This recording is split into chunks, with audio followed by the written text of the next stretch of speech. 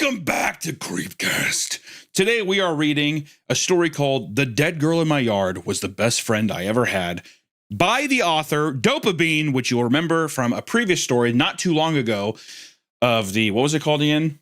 The painting? I clean a hoarder house. Yes, I clean hoarder houses for a living. Yeah. Yeah. So we came across. Love that story. Dare I say, this story one got of the recommended greats. a lot. It's you know what? No, go ahead. Why am I talking? Sorry, I was just saying it's one.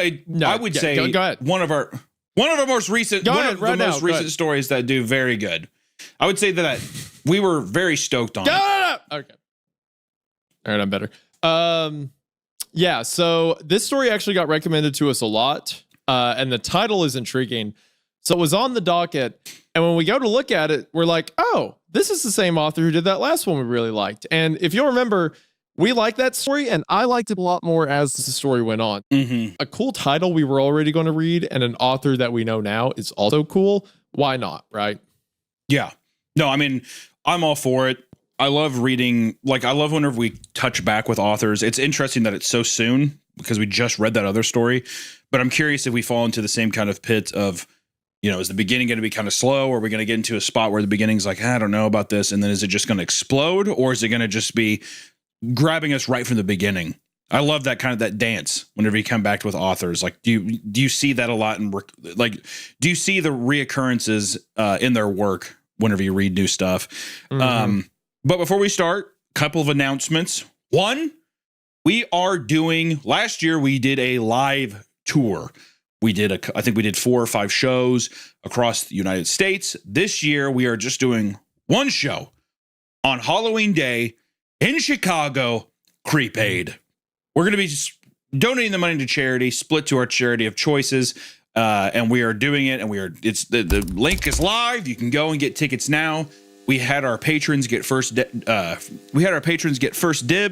so there are tickets still available. But if you want to join us in this fun Halloween night extravaganza for something good, be sure to check the link in the description of this video, and we'll probably do a nice pin in the comments if we can. I don't know. I pin in the comments to the link to go and sign up and, you know, get your tickets so you can come and join us. You can do costumes. You just can't obscure your face. Can't obscure your head in any way. So we want people to dress up, have a good time, make it a fun night, Halloween thing for a good cause. And yeah. I think it'll be a great time. I think it's really cool that we can now do a show like this. We can have fun with you guys, and it can also all be for a good cause. As a matter of fact, in towards that good cause, Hunter has announced that he will be donating his entire year's salary. Is that right, Hunter? Is that what you said? Yeah, I have talked to the IRS. I think that's what he said. I think he said all of his money was the. Yeah, I don't know how that's going to work, but that is what I said. Yeah. Last year we did the tour. It was a lot going through. I think that this year we're just stoked to do. At least for me personally, Isaiah had a great time going across, but I was just in shambles. I was stressed out. All right. So this is a nice balance where this time giving back, doing the charity show. We appreciate you guys checking it out. Also, just want to say thank you to all the audio listeners here who are listening to this right now on Spotify and Apple Podcasts. We appreciate you. If you haven't done that, go over there and give us a nice rating. We appreciate it. And to our wonderful patrons who do support the channel and get all that juicy extra content. So this is a nice 3-part series.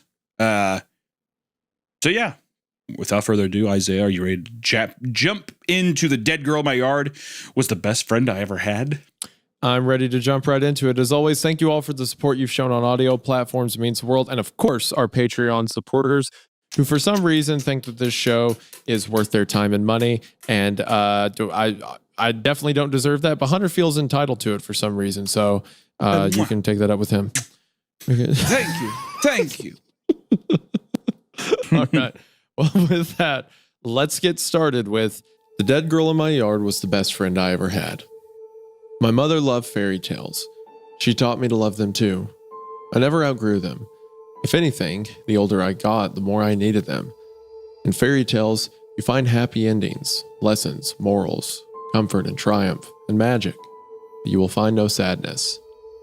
That's why I needed them, because I was sad and angry. I was sad and angry because my mother was dying. There was nothing I could do but watch. I watched as every part of her withered, except her stomach. It grew hard and distended, almost engorged, as if she were pregnant. I guess she was, except the thing she carried wasn't life, but her death. I watched as she mastered the wide, glimmering smile she wore whenever she went out in public, which was less and less as time wore on. I watched as she told a fairy tale of her own, "I'll be better soon." I watched as she cried and held my brother, Noah. He was only 3 years old, but already doomed. Fragile, sick, slow, no hope of a normal life, or even a long one. So I watched him too. Dad gone and Mom rotting from the inside out. I was the only one who could. God damn. Over the years, is that not a heavy startup? Like, well, you know what it reminds me of? I mean, yeah, it's very heavy. It's Murray fucking on the painful, Moon. but exactly. It reminds me exactly of that. Also, again, not to immediately talk about how cool the author is, but just some of the wording in there, like she was pregnant with something. What she carried wasn't life. Just good writing once again. Over the years, I've heard wonderful, inspirational stories, modern fairy tales, you could say, of siblings who come together in the face of tragedy, who forge unbreakable bonds and take care of each other no matter what. I was not that brother. Noah was the bane of my existence. Frail, stubborn, and impossible to care for, yet in need of more care than anyone. I hated every minute I spent with him. I hated that Mom loved him most. I hated doing everything for him and for her, only to be shunted into the background at every turn.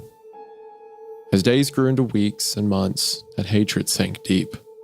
Every time I scrubbed my mother's vomit or threw her soiled sheets into the washer, every time Noah threw a tantrum, every time I watched Mom gaze at him like he was the second coming of Christ, every time I had to give everything I had, only to find that it wasn't enough, the hatred grew. I buried it under fresh layers of poisoned stoicism and molten resentment that hardened over time, cooling into core. I could practically see it, jagged mineral the color of storm clouds, slowly but surely replacing me. Hate wasn't the only thing I felt, but it was the easiest thing to feel. So I hated everything. I hated being with my mother. I hated the sight of my brother. I hated being the oldest. I hated school. I hated the doctors. I hated my father for leaving after Noah was born. I hated myself for wishing I could leave too. The only thing I didn't hate was my home. It had a steep, sloped roof that made the house look like it was brooding. Inside was dark, a cavern with large rooms, few windows, and clusters of dusty shadows that always seemed to move. Spiders lived everywhere. A witch's house, or a cursed castle with occupants in desperate need of a hero. The land around it was a rural wonderland, golden hills that stretched as far as the eye could see. There were mountains on the horizon and the shadowy green smear of a forest in the distance. I never climbed those mountains nor entered that forest, but it was enough that they were there. I could look out the window, see them, and believe that something wonderful, something magical was out there. To me, it was paradise. To my mom, it was hell, a monument to her misery. She'd moved in just after Dad left. She could barely afford the place and struggled to make ends meet. Stresses of insolvency, abandonment, and a desperately sick child nearly killed her. She lost too much weight. Her skin faded into a papery, translucent coating that stretched dangerously thin over her skull. I used to have nightmares that the flesh would split apart, feeling the glistening bone beneath. She got home from work one night, looking particularly ill. She turned to me, probably to ask if I'd take care of dinner. As soon as she opened her mouth, she threw up. Black, red, and foul yellow splashed across the floor like blood-streaked poison. She kept crying that it burned. I called 911, which made her cry harder. Gosh, dude, Yeah. we spent the pre-recording to this like happy and like, funny jokes. Okay, let's get into the story now. Well, I can tell you, this is really fun character dynamic stuff. I mean, first off, I think it's great that it's really great use of basically representing resentment and insecurity through family dynamics, all lashing out from like not being able to deal with like a very serious tragedy that's like unfolding right in front of somebody. So it's like, because I think everybody has had those kind of like insecure feelings with like family members of like feeling like they like somebody else more than you. And then in a way of venting out frustration, you bottle it up and you just have all this hatred and stuff because you don't know how to output these feelings that you have with like watching your mother basically die in such revolting detail. And you could tell that this person desperately cares, but they just have they've built up this giant wall. It's just really good. I mean, it's brutal, man. It's brutal. Good writing. It's very good writing thus far. Because she didn't have money for an ambulance. The very next morning, we learned that she was dying. She kept her job as long as she could. When she quit, that was the end. She had no money for hospital stays or medicine. That was why the burden of her care and Noah's fell to me. I didn't mind at first. I loved my mom more than anything, and her illness, terrible as it was, made it easy to be close to her. But as she deteriorated, she required exponentially more care. Care I wasn't remotely capable of providing. There's no room in the equation for capability. I went to school less and less until I stopped altogether. No one even noticed. It was like they'd forgotten me already. Mom didn't like it, but she didn't stop me. How could she? Some days she couldn't even go to the bathroom on her own. The effort it took to simply stay alive trained her. She usually fell asleep before nightfall, always with her TV on. Noah did too, since he slept in her bed. That left me by myself every night, alone in a cavernous house with only the echo of their TV to keep me company. Just 3 sad, forgotten people waiting for everything to finish falling apart. 3 people in a cursed house, desperately waiting for a hero to rescue them. I was supposed to stay inside because the hills weren't safe after dark, but I spent most nights outside anyway. Oak trees dotted the hills, great tangles of mistletoe festooning the branches. Raccoons and deer passed through constantly. Crows roosted everywhere, even on the car, and cawed fiercely whenever I tried to shoo them off. Woodpeckers buried acorns in the walls of the house. Owls called to each other, bats swooped like scraps of living enchantment against the night sky, and coyotes slinked through the golden grass. Rafts of miner's lettuce exploded along our property line, so thick and soft you could sleep in it. Sometimes I did. On warm, golden evenings, and sometimes on cold, gray nights, I went to the miner's lettuce. Sometimes I read. Sometimes I read. Usually I rested, drifting off to the song of night insects and the low, oceanic rush of wind through the leaves. Those nights were the closest thing I had to a fairy tale. Although every last one of those days was awful in its own way, one unseasonably hot September afternoon was the worst. The day was rotten from the start. Mom insisted on making breakfast, which gave me a stirring of hope. Maybe this would be one of her good days. That hope was brutally crushed when it became apparent that she didn't have enough strength to hold the skillet. She dropped it, cracking several tiles and denting the skillet in the process. She cried while I scrambled eggs and wiped tears from my face. Noah decided it was my fault that Mom was sad, which made him angry. That rage built up until he launched himself at me as I served breakfast. I lost my grip and spilled half the eggs on the floor. An hour later, Mom threw up everywhere. Blood and bile and small curls of undigested eggs. It smelled foul and sticky, clinging inside my nose, leaking down and coating my throat as I scrubbed away. Mom started to cry again as I cleaned up, which infuriated Noah anew. He didn't have the vocabulary to express himself, so he just kept screaming. Stop it! Stop it! Stop it! Stop it! Stop it! Stop it! I pretended to ignore him, gritting my teeth so hard they ached. Suddenly, he lunged for me. I dodged, but he knocked over the bucket instead, sending a flood of bloody, sudsy water across the floor. I saw red. Mom, Noah, the furniture, the foul cascade of blood, bile, soap, and egg, all of it red, lined in golden autumn sunlight. Noah stomped in front of me and screamed, "Stop it!" I struck him. The crack was cataclysmic, the beginning of the end of the world. His eyes went wide as he fell down and began to cry. My mother shouted at me, or tried to. Her weak voice was barely a whisper, but I caught the gist anyway. She was trying to send me to my room. After everything I'd done, she was punishing me. I spun around and stormed outside, slamming the door with such force the house quaked. I blinked, momentarily blinded by the bright sun. The day was warm. The trees in the garden were lush. Birds sang. Crows called to each other. In the distance, coyotes yipped. I marched to the backyard, biting my lips as my face crumbled. I focused on the miner's lettuce out near the property line. I reached it right as the tears began to fall. I flopped down and curled up. The scent of greenness and cold, dark earth swept over me, inside me, cleansing my lungs of the stench of my mother's slow death while the birds sang and the wind rushed through the leaves. I dreamed of crows, coyotes, and a brooding castle in which a paper-skinned princess who looked like my mother leaned out the window, screaming words that transformed into ribbons of foamy, bile-laced blood. What are you doing? The princess evaporated. I opened my eyes and found myself face to face with the Halloween mask half hidden in the miner's lettuce. I'm awfully late for an afternoon nap.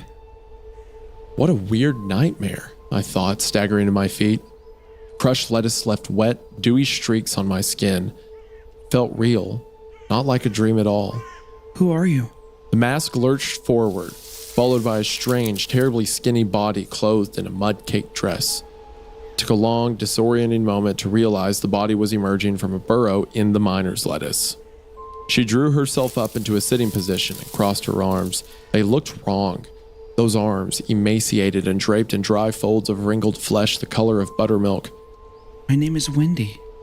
She smiled, and I realized her mask, a ravaged, moon-colored mess of scars, dark holes, and nets of wrinkles around bright, flat eyes like coins, was not a mask, but her face. Dude. Okay. Okay. This is... Okay. From the line when he says he's mad at his brother and he says, I struck him and that was it. It was cataclysmic. It was the beginning of the end of the world. Like that was the step. I was like, man, this story knows when to put its weight on. It knows how to dress itself, how to build up to moments like that. It feels so good. And now this, what he initially thinks is a Halloween mask. It's the face of like the drawn skin and flat eyes and it crawls out. It's late for a nap, but like its arms are bent wrong. And oh gosh, dude.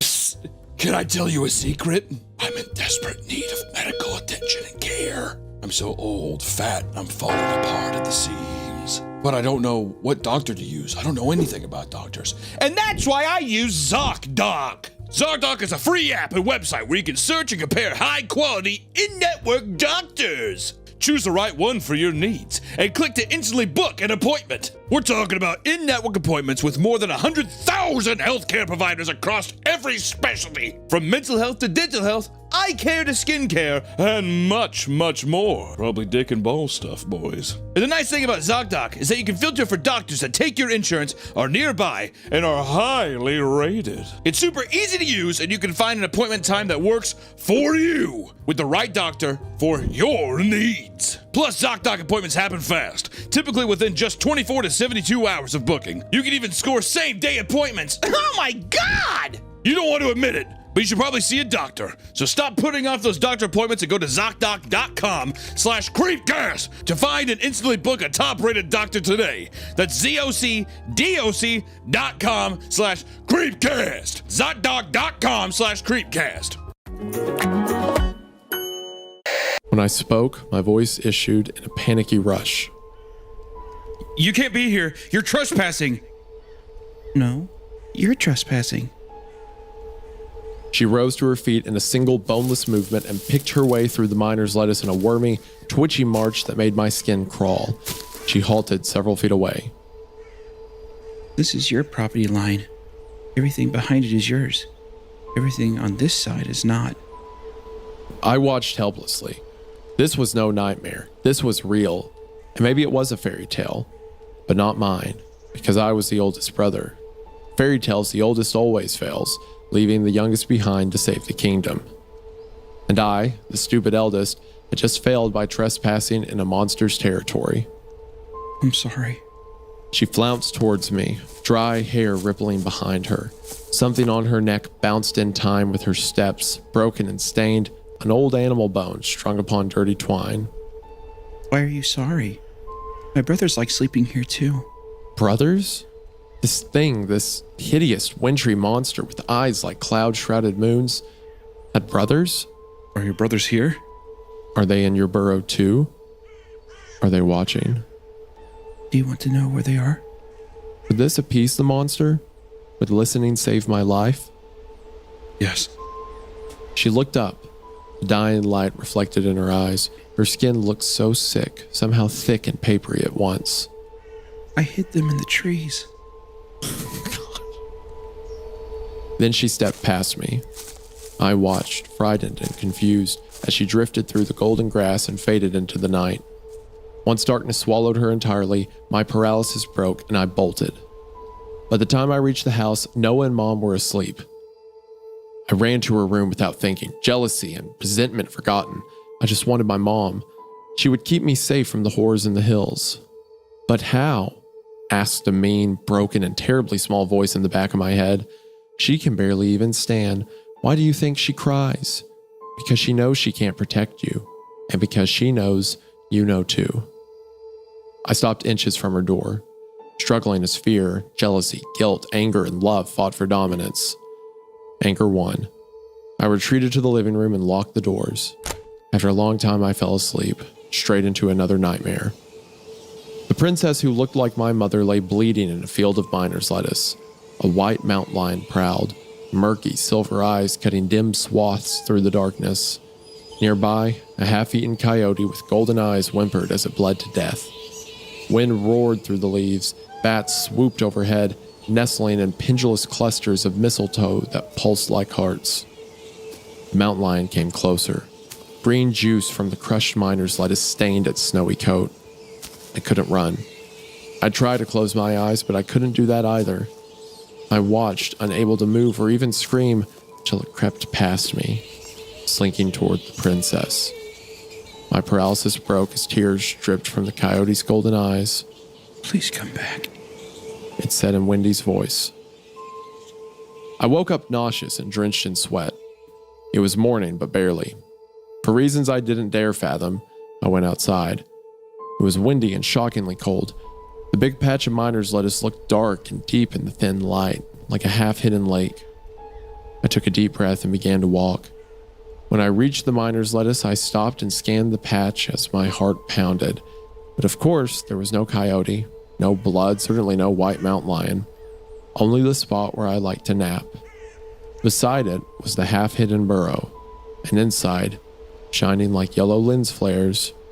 What are you doing here? Looking for you. She blinked. Then she crawled out of the burrow. Her bone necklace, caked with mud and stringy white roots, swung back and forth. She looked even worse in the morning light. Eyes, one of which was wider than the other and clouded, were murky yellow.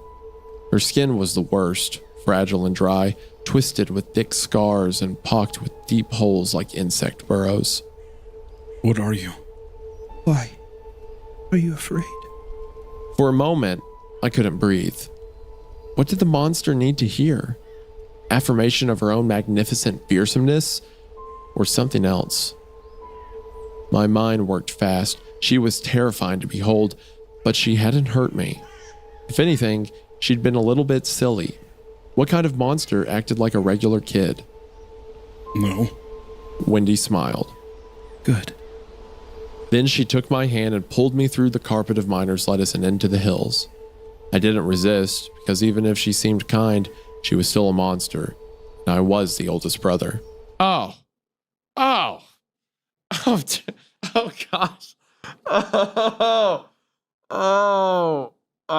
It's like the dreamy ad, and now recognizing like if I don't do anything, like my family's gonna suffer. Even if I'm mad at them, I have to be the oldest brother.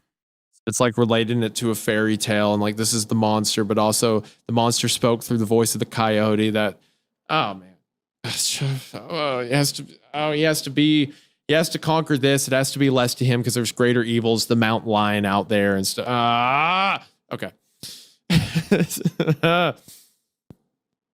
smells good. Whatever they're cooking smells good. Sun rose and the day brightened as we walked. After some time, the forest evolved from a shadowy green smear to a spectacular wall of trees. I eyed it with frightened excitement. I never ventured inside myself.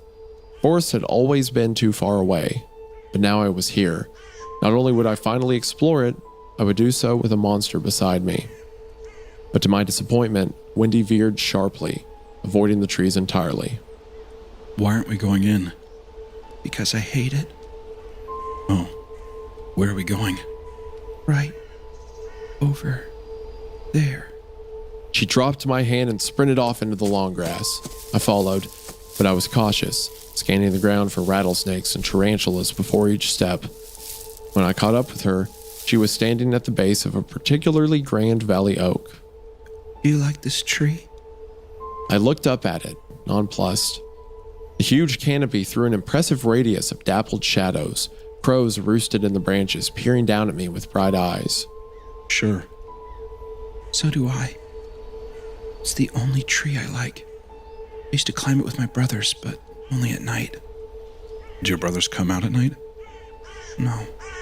I watched her, equal parts repulsed and captivated. They're dead. The monster got them a long time ago. I couldn't muster an answer. I tell everyone who comes here about the monster. Not just you, I have to. I'm the only one who knows it's here. Everyone else forgot. Despite my fear, I was fascinated, eager even, gripped by the dark, obsessive enchantment unique to childhood. This was it. It had happened. Somehow, in the middle of tragedy and in my own backyard, I'd stumbled on a fairy tale. What kind of monster? The worst kind. Do your brothers know about it? They didn't believe in it. She looked up at the branches, the web-like pattern reflected in her eyes. I don't want to talk about them anymore. So we did not. Instead, we talked about worms and bats, bumblebees and bobcats, acorns and moths. Wendy taught me that the wild chamomile growing in my yard could be harvested for tea, that miner's lettuce could be eaten, and that raccoons washed their food. She said the crows had been in this valley since the world's first days, which was why they lived everywhere, settling trees the way people settle neighborhoods, and that the reason coyotes loved the long yellow grass was because it camouflaged their fur. Mom would love to hear this, I thought. And just like that, Wendy's spell was broken. Reality came crashing down. I jumped up as images of my mother filled my head. I have to go. Where? Wendy stood eagerly, turning her bone pendant between her fingers. Home. Her face fell. Oh. You can come. I offered, even as my heart sank. She gave a smile that made her skin crinkle like a big dry leaf. Thank you, but I can't. Well, then I'll come see you tomorrow. Her smile slipped. Or tonight. She hitched it back up. Good. There's magic here. That thought buoyed me for the rest of the day. When Noah screamed at me, I just smiled. When Mom gave me anxious looks, I kissed the top of her head, impervious for once to the scent of spoilage that clung to her like bad perfume. Okay, this is reminding me so much of like what's that movie? Where the Wild Things Are, right? There's another one I'm thinking of where it's like a kid's going through a tragedy and he goes into his backyard and has this adventure. I feel like it's a kid movie, but it's such a interesting, I guess, allegory of a kid who just wants to get away from how awful life is right now, how terrible the world has been to him, and he walks into this magical world, right? It's almost like an escape. As terrible as it is, it's something different, right?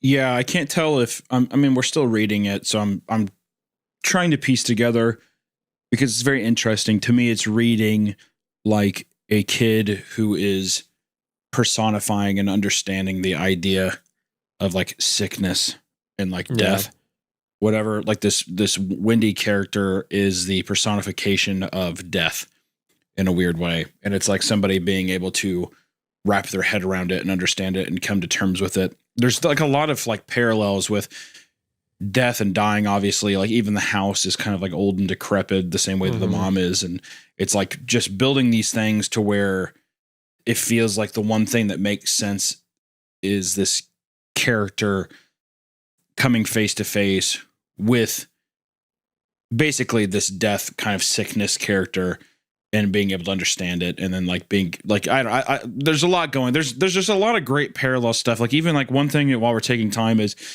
I really like that section that felt like it was just like a fun little criticism of like the healthcare system of whenever it's talking about deserted and feeling forgotten and that kind of idea. It feels like it was just like a little poignant. I mean, at least to me, it was just like a little section that was like mother couldn't work, couldn't afford the shit, ended up dying, and then now is on hospice or can't even afford hospice and all that stuff. It's just like a real fun way of being able to say something, or at least to me, it felt like that. And then how immediately everyone forgot about him. It was just immediately, well, fuck it, they're not there anymore, you know? Yeah, 3 forgotten people waiting for a hero to save them. And now he's changed the script and saying, I'm the big brother. I have to be the hero of this story. No hero is going to come and save us. It has to be me. Yeah. Well, I mean, I think that befriending this person so far, I mean, like I said, we're still pretty early into it, but it feels like befriending this person is like character development for this character. And it's like allowing them to, I don't know, find some kind of purpose in themselves, like being the older brother in this sense, being able to turn the cheek to these things. And like, you know, I'm curious to see where it goes. Why do you think Wendy spelled with an I? I don't know. I've never seen it spelled with an I. No, I mean, obviously it's spelled like the word, like it's windy outside, right? But I've never seen the name spelled that way. Once they'd gone to bed, I slipped out the back door, heading for the miner's lettuce. Insects drifted in the dying light like scraps of gold. I didn't see Wendy anywhere. When I looked in the burrow, there was only darkness. Disappointment settled over me, surprisingly bitter. Then, 2 bony legs with cracked white skin fell in front of my face. I stumbled back, screaming. Overhead, someone burst out laughing. I looked up and saw Wendy dangling from a branch. She dropped to the ground, laughing so hard that her wrinkled face resembled a very happy and slightly rotten pumpkin. Before I knew it, I was laughing too. By the time we stopped, it was almost dark. As I stood, bats swooped in front of my face. I wheeled back and fell again. This sent us both into another hysterical fit of laughter. This time we laughed until long past dark. Chronicles of Narnia. That's what I was trying. I already said that. I clapped. No, I don't think you did. Bridge to Terabithia. Oh, that's yeah, there you go. Yeah, that's why. Yeah, that makes sense. You know what's kind of fucked up is I keep picturing, if we're just going off other IPs, it feels like a Guillermo del Toro film, like Pan's Labyrinth or something. Very grimdark kind of fairy tale thing. It's just cool. For the first time in years, I felt like a child, a hero on an adventure. There's that hero motif now applying to him again. A happy ending waiting on the horizon. Joy, not fear, permeated reality. And it was all because of Wendy. As we ventured into the nighttime hills, she continued the morning's lecture, instructing me on the habits of bats, how to calm a frightened deer, and how to handle rattlesnakes. As we skirted the forest, she looked at it wistfully. There used to be a beautiful pond there, deep in the trees. Well, it would have been beautiful if it weren't covered in scum. The moon was high when we once again reached the enormous oak, standing like an alien sentinel in the darkness. Come on, let's climb. My heart plummeted. The oak loomed over me, impossibly tall. Branches cut the night sky into starry fractals. I can't. I have something to show you. She disappeared up the trunk like a squirrel. It was the last thing I wanted to do, but if a hero can't conquer his fear, then he is no hero at all. So I followed. Finding a grip on the tree was hard. Shimmying up was even harder. The bark scraped my hands and knees, and I knocked my head against the branches. Wendy? Far overhead, the leaves rustled. I'm here. What's taking you so long? I kept climbing. She was waiting near the top, balancing on a precariously thin branch. Hurry. By me. I eyed the branch nervously, but there was nothing to do. I hauled myself up, grimly ignoring my throbbing, bloody hands, and settled beside her. She pointed to a branch thick with leaves and mistletoe. Look. I squinted, wondering what I was supposed to see. The leaves? They were thicker here. So thick they blocked the stars entirely. But so what? Did she really drag me all the way to the top to show me big leaves? I opened my mouth to ask her, but before I could speak, one of the leaves took flight. Bats. Their small bodies hung from the branches, swaying and quivering. They were everywhere. The old tree was a roost. Panic overtook me. My heart slammed against my ribs as I twisted and tried to climb down. Wendy caught my shoulder. Look, She held out her other hand, which looked as thin and delicate as the bats themselves. I watched, astonished, as 3 bats shivered open and swung, latching onto her fingers. They crawled along her arm with quick, twitchy movements. More followed. 1, 2, 3, 6, 10, 12. Wendy laughed merrily and tipped her hand against my shoulder. it tickles. Here, you try. The bat surged across her in a jerky flood and crawled onto me. I covered my eyes as the first of many tiny claws tugged my shirt. Velvet bellies and warm wings inched across my skin, one after the other. It did tickle. After a long time, I opened my eyes. Bats covered me from waist to shoulder, clinging tightly as a gust of wind moaned through the canopy. Branch swayed dangerously. I grasped the trunk in a panic. The bats took flight, rising in clouds. Moonlight shone through their membranous wings, throwing their bones into sharp relief. Something roiled in my chest and bubbled up my throat. I thought it was a scream, but when I opened my mouth, laughter exploded. Wendy joined me as the bats swooped around us. Wind moaned through the branches, leaves roared like the tide. In the distance, coyotes howled. Wendy threw her arms around me, and together we kept laughing. I visited Wendy every evening. Each night I discovered that I needed to sleep a little less. By November, I didn't need to sleep at all. And thank God, sleep would have forced me to miss out on our adventures. We climbed oak trees, crawled through the bracken with its tangles of thorns and late-season wildflowers, raced each other through the hills, and napped in the miner's lettuce. And then there were the animals. Every animal in the hills obeyed Wendy's commands. Hawks alighted on our hands, talons nicking soft skin. Deer crept through the tall grass and touched their soft noses to ours, large eyes so wide they reflected the entire landscape. We pet black bears, became roost for bats, ran with coyotes, rooted the dark earth with wild hogs, and cuddled every feral cat that crossed our path. In my memory, those days are warm and golden and the nights are cold and clear, with a blast of icy wind that woke me in a way nothing has before or since. Like everything to do with Wendy, it made me feel alive. I was happy and utterly, completely myself, untethered to the quiet, bitter tragedy of my mother and brother. I had a magical wildness that transcended freedom itself, a state I could only enter when I was exploring hills, trees, and mountains with Wendy. The only place we did not explore was the forest. It seems insane in hindsight, but everything was insane. Not just Wendy herself, although she was plenty insane on her own, but the way wild animals came to us, tamer than dogs, or my metamorphosis into an odd lost boy who didn't need sleep. My mother's illness was insane too. That she had to be alive while rotting from the inside out wasn't just insane, it was monstrous. So was Noah's prognosis. The fact that I would be an orphan at 12, that my disabled brother and I would be placed into different foster homes, perhaps never to see each other again, was insane. And the reality that my mother would be dead before my 13th birthday, less than half a year, was insane.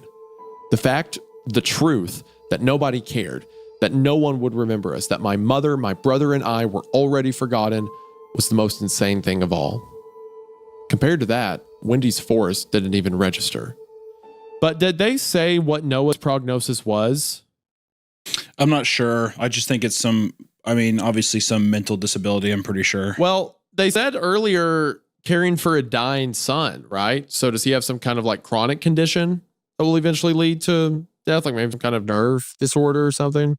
I thought maybe. I thought that it was a mental disability. I guess not.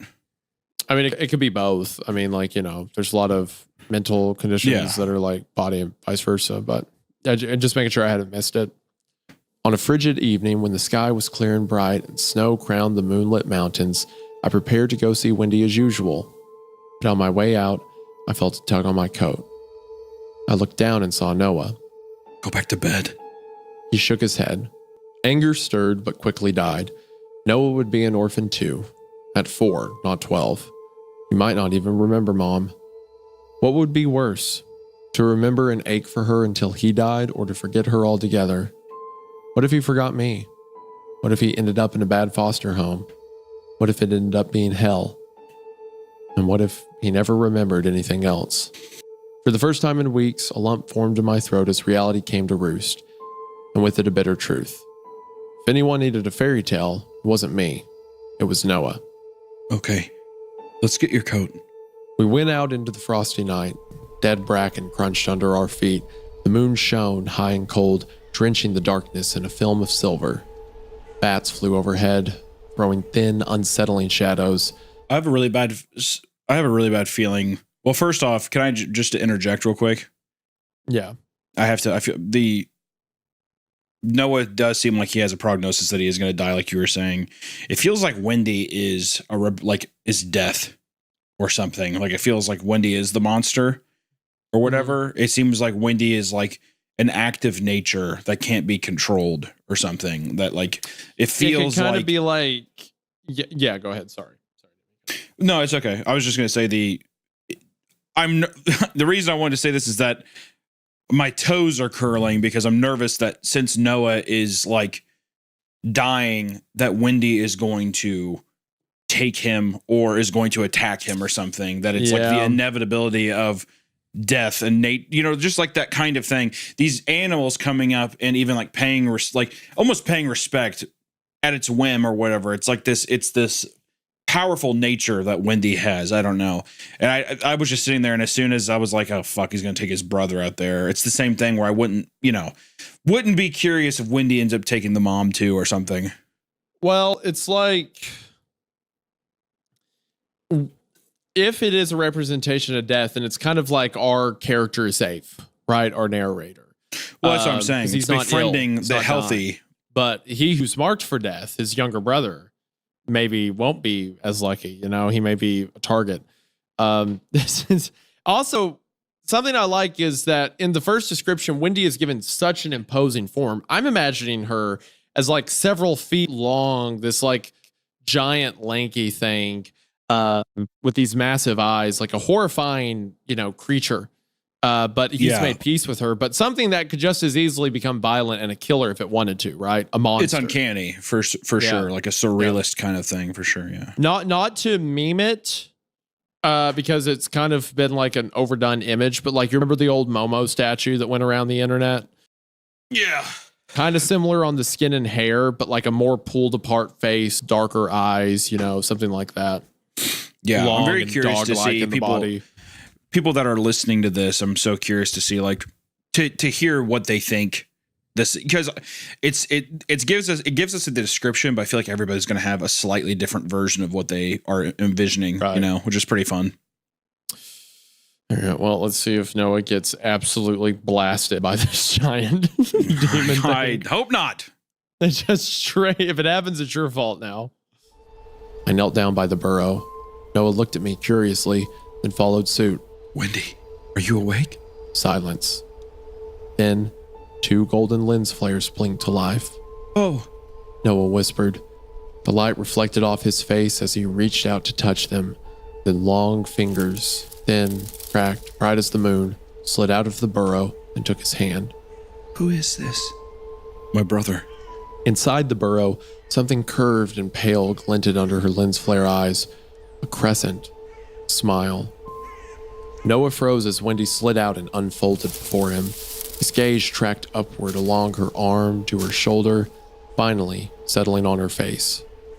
His eyes widened, reflecting the nightscape. Then he spoke his first full sentence. What is that? Noah! He shook his head and tried to pull back, but Wendy didn't let go. Oh no. No. Hunter. No. Hunter. No. I know. I fuck. Hunter. What did you do, Hunter? What did you do, Hunter? No. Noah! No! It echoed through the night, so maddeningly shrilled that the coyotes yipped in response. Then he bit me. His teeth felt sharp and electric, somehow rotten. I let go, and he ran. Okay, all right. Wendy didn't kill him. That's a good thing. That's something I thought that you just pushed on us in the story, but you didn't. So that's good. Our protagonist should have taken into account this giant demon monster vision dragon lady who's also dead. Probably not the best thing to show a 3-year-old with like a developmental disorder. He's changing too. Our protagonist is fundamentally changing. I mean, he hasn't slept. He doesn't sleep anymore. You know, he is. That's true. In all, you know, I mean, like everything is pointing to him being, I mean, going mentally insane. Not like saying that he's psychotic, but I just mean that like it's become so normal that of course he'd be like, oh yeah, let's just go see my friend, you know? Oh, you want to go see Wendy? Wendy's cool. Like he doesn't even register what he's doing. Yeah, exactly. Like what Wendy is. Yeah. I chased him for what felt like hours, screaming at him to come back. That just spurred him on, small legs carrying him faster than even I could hope to run. He moved farther and farther ahead, a dark shape glossed in silver speeding towards the forest edge. I watched, helpless, as he finally disappeared among the trees. The forest loomed before me, a monstrous tangle of shadow and starlight and thick, menacing darkness. I hesitated, craning my neck as I listened for Noah, but I heard nothing. So I plunged in, because a hero who can't clean up his own mess is no hero at all. As soon as I ducked under the canopy, the world changed. Stars bled through the dying leaves, pale mist curled through the branches, a delicate sheen of silver covered the entire forest. I thought of my old nightmare, the pale cougar with silver eyes, eating the coyote that spoke in Wendy's voice. I shivered and kept walking. I wondered vaguely where I might find Wendy's scum-blanketed pond. On the heels of that came thoughts of Wendy's monster. I wondered whether it had silver eyes like the cougar. Fear suddenly took root and exploded upward. I was too old to believe in monsters, but I was in a dark forest on an enchanted night. How could I believe in anything else? Okay. All right. Okay. I want to apologize because in the previous story that we read by Dopamine, we had some criticisms, but I had criticisms in the beginning about some of the events happening too fast or the characters being like they were speaking in the real world about their job and stuff or doing things that I thought were too unrealistic or too quick. I want to apologize because I was not familiar with your game. This is not like trying to be as hyper specific with like, oh, well, a person would say this, a person would do this. And I feel like the reason Dopamine doesn't care is because it's not as interesting. What is interesting is like making these narratives, these fairy tales out of it. And these like the references that keep going back are hitting so well. It being a childhood, almost like a dream this kid's having each night. But it's being described with things like, I was in the dark forest on an enchanted night. How could I believe in anything but monsters? Stuff like that is just hitting so hard. Dopamine doesn't need to hyperfixate on writing all the characters to be hyper realistic when they can just write a story this good. When it's this fun, it's this engaging. They are cooking. I have looked into the kitchen. I can confirm it is delicious. So anyway, yeah, need to get that out of the way. Leaves and twigs crunched underfoot. Patterns of broken moonlight danced over my skin. I sidestepped roots and rocks, silently reassuring myself, there are no monsters. They aren't real. There are no monsters. They aren't real. There are no monsters. I hopped over an upraised root, but instead of touching the ground, my foot went down and down and down, spilling me to the forest floor. Disintegrated leaves and fine silky dust exploded in a cold cloud. It tasted old and rich, a combination of oak, sage, filth, and dirty fur that melted into mud on my tongue. I sat up, gagging, and turned. Behind me, I saw an earthen ledge that formed a high, lopsided step snaked through with roots. I spat out the mud and stood up. There, in the trees behind the tree root stair, were eyes like murky starlight. There are no monsters. Something shifted. They aren't real. Something bony and broken and long as a tree, a fallen, bug-infested tree exploding with rot. There are no monsters, they aren't real, but that thing was very real. I ran. Behind me, leaves crackled and twigs snapped under rapid footfalls. There are no monsters, no monsters, no monsters, no monsters, no monsters, no monsters. A low roar bored into my ribcage and thumped, so shockingly powerful it paralyzed me. I was sure my bones would disintegrate. I would collapse, a puddle of flesh and clothes and powdered bone. Someday a tree would grow from my bone mill and I would be a part of the forest, part of the monster, forgotten by the world as I grew web-like branches and sprouted leaves that would host pendulums of mistletoe. Then the roar cut off.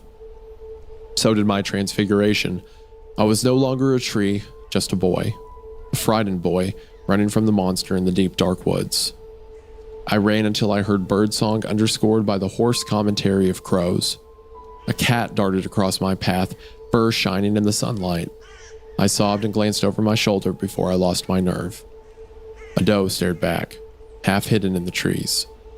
What are you doing here? I spun around in a panic. It was Wendy. Come on. We have to get off the trees. I hate them. The sun shafted weakly through the forest canopy, throwing patterns of light and shadow that moved over our skin as we ran.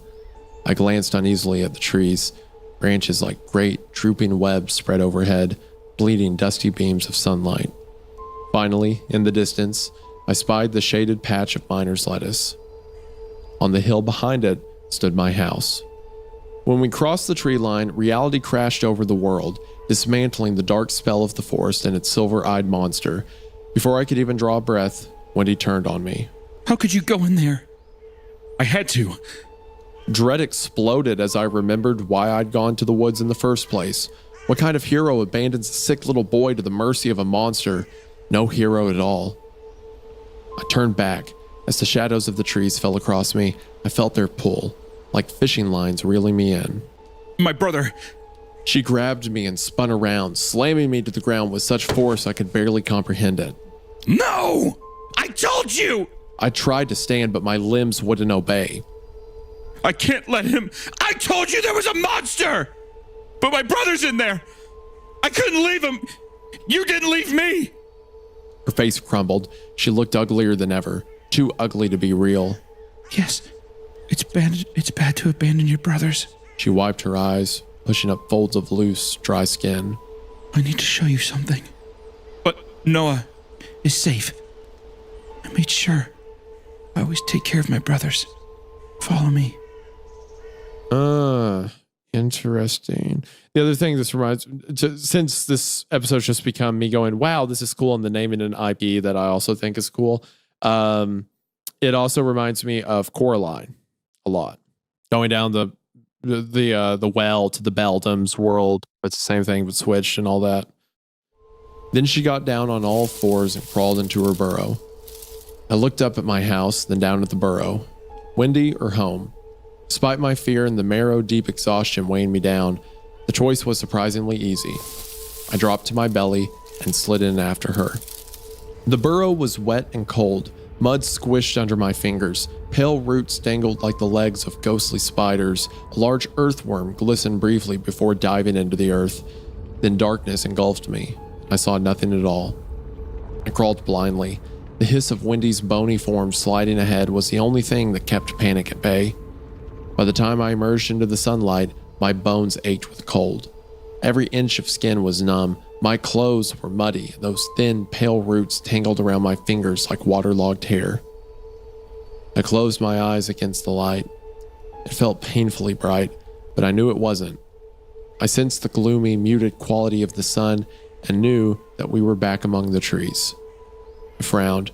Why did Wendy, who hated the forest, have a home that spilled directly into its heart? Open your eyes.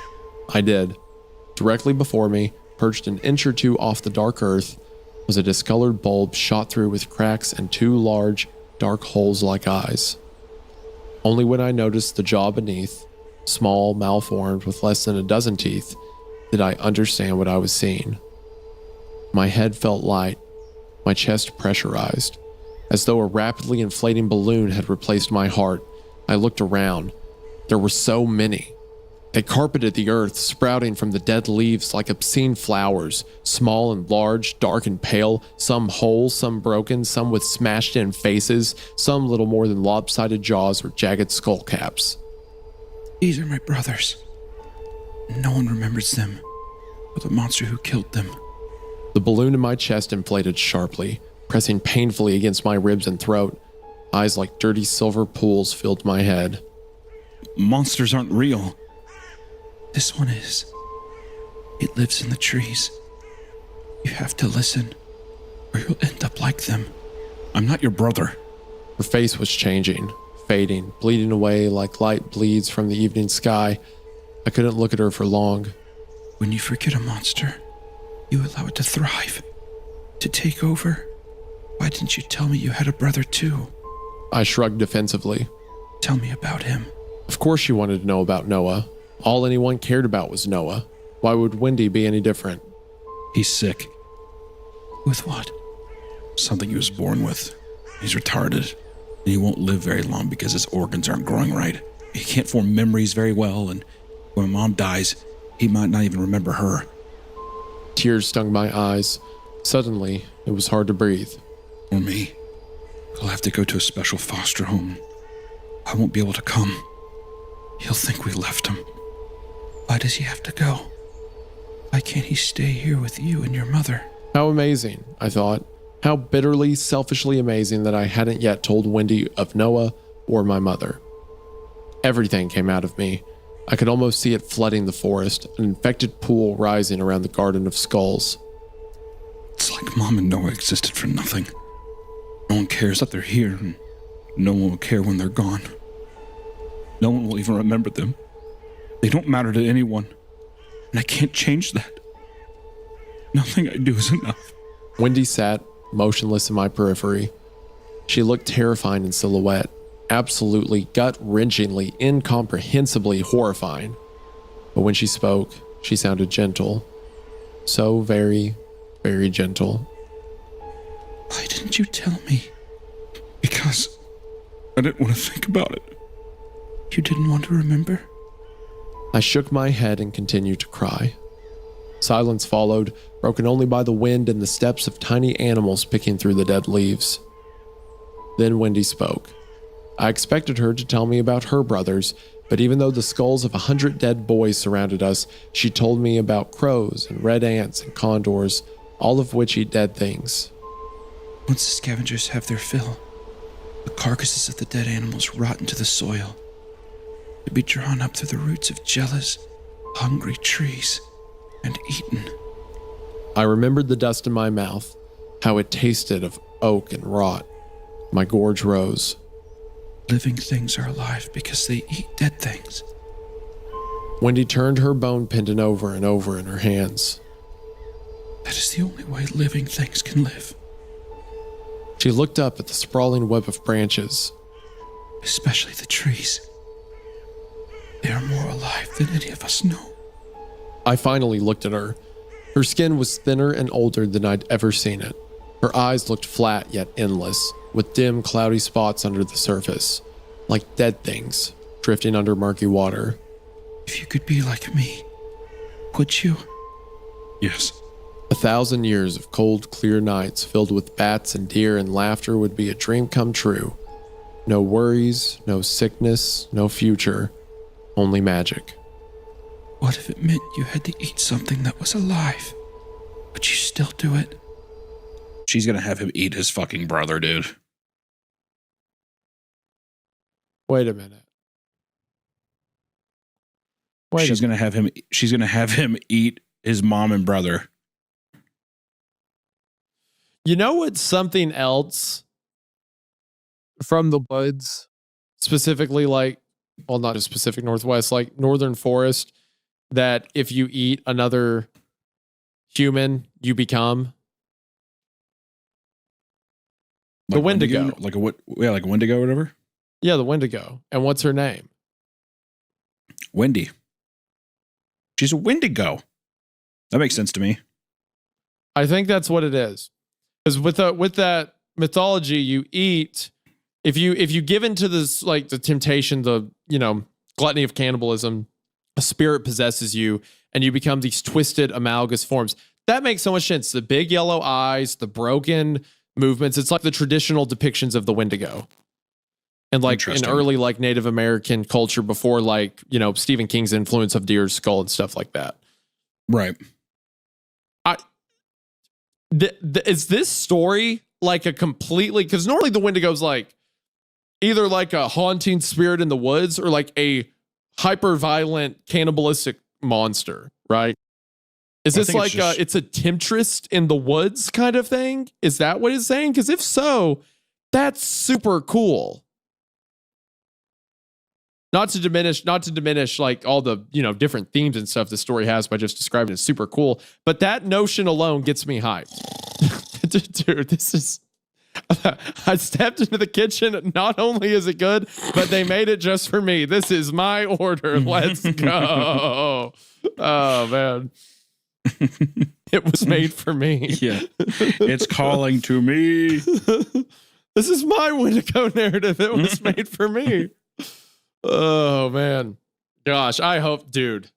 What if you all of this buildup, all this like perfect, majestic world? I was so curious where it was going, where the horror comes in, and then that, do you want to be like me? What if you had to eat something that's alive? It's like it's been seducing him for months at this point. Oh.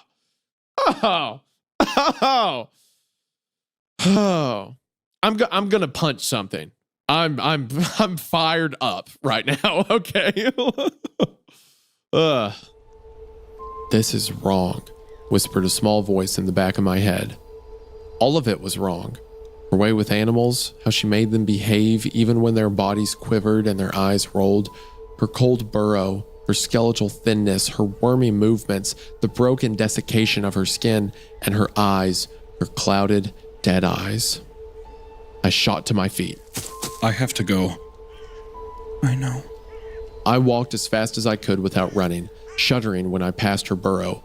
I didn't dare go through it again. The thought of being trapped, of being chased by a skeletal girl monster whose dry body rasped against the walls nearly sent me into a panic. The forest surrounded me, all dusty green and golden gloom. I thought of monsters, warped inhuman bodies blending with the twisted branches, spidery hands stretching out of the shadows, mottled skin camouflaged in the dappled light. I took a deep breath. There are no monsters. Wendy's cracked, dead face filled my mind's eye. They aren't real. The trees finally thinned. The brittle sunlight grew brighter, and green glimmered through the trees. The miner's lettuce, boundary between my world and Wendy's, and behind it, my house. I broke into a run and didn't stop until I burst through the door. My mother was waiting, emaciated face twisted in fury. Noah, who was napping on the love seat, didn't stir. Oh, cool. Noah made it. Okay. Noah's alive. He's okay. What? What were you thinking? Her words crushed me, so I crushed her. That would be good to get him out of here and away from you for a little while. He doesn't have to die just because you are. Oh! Oh! Oh! Whoa! Whoa! Oh! Oh! Whoa! Oh! Excuse me, young man. What was that? No. The words hung in the air, echoing, reverberating until they broke what was left of my world, like magic words spoken by a monster instead of the hero. I regretted them instantly, but it didn't help. Nothing I did or could do or would ever do could help. I looked at Noah. His hands were scraped raw. His little palms looked filleted, coated in papery scabs and raw flesh. I thought of the forest, its hungry roots and jagged rocks, and withered. Mom, go. She looked 100 years old, papery skin stretched over a skull, eagerly anticipating the day it would escape her. Just go. I looked at my brother again, flopped bonelessly over the cushions. Only the rise and fall of his chest gave any indication that he was alive. Wendy's voice echoed in my ear. Living things are alive because they eat dead things. An image exploded in my head, my mother arranging freshly butchered pieces of my little brother on the kitchen table as she prepared to eat him while his eyes, flat and discolored, with cloudy pale things flickering in their depths, bored into mine. I burst into tears. That night, for the first time in months, I slept. There's so much more to tell of Wendy, what she was and what she did, but I am so tired. Far too tired to remember any more monsters tonight. End of part 1. What a banger, man.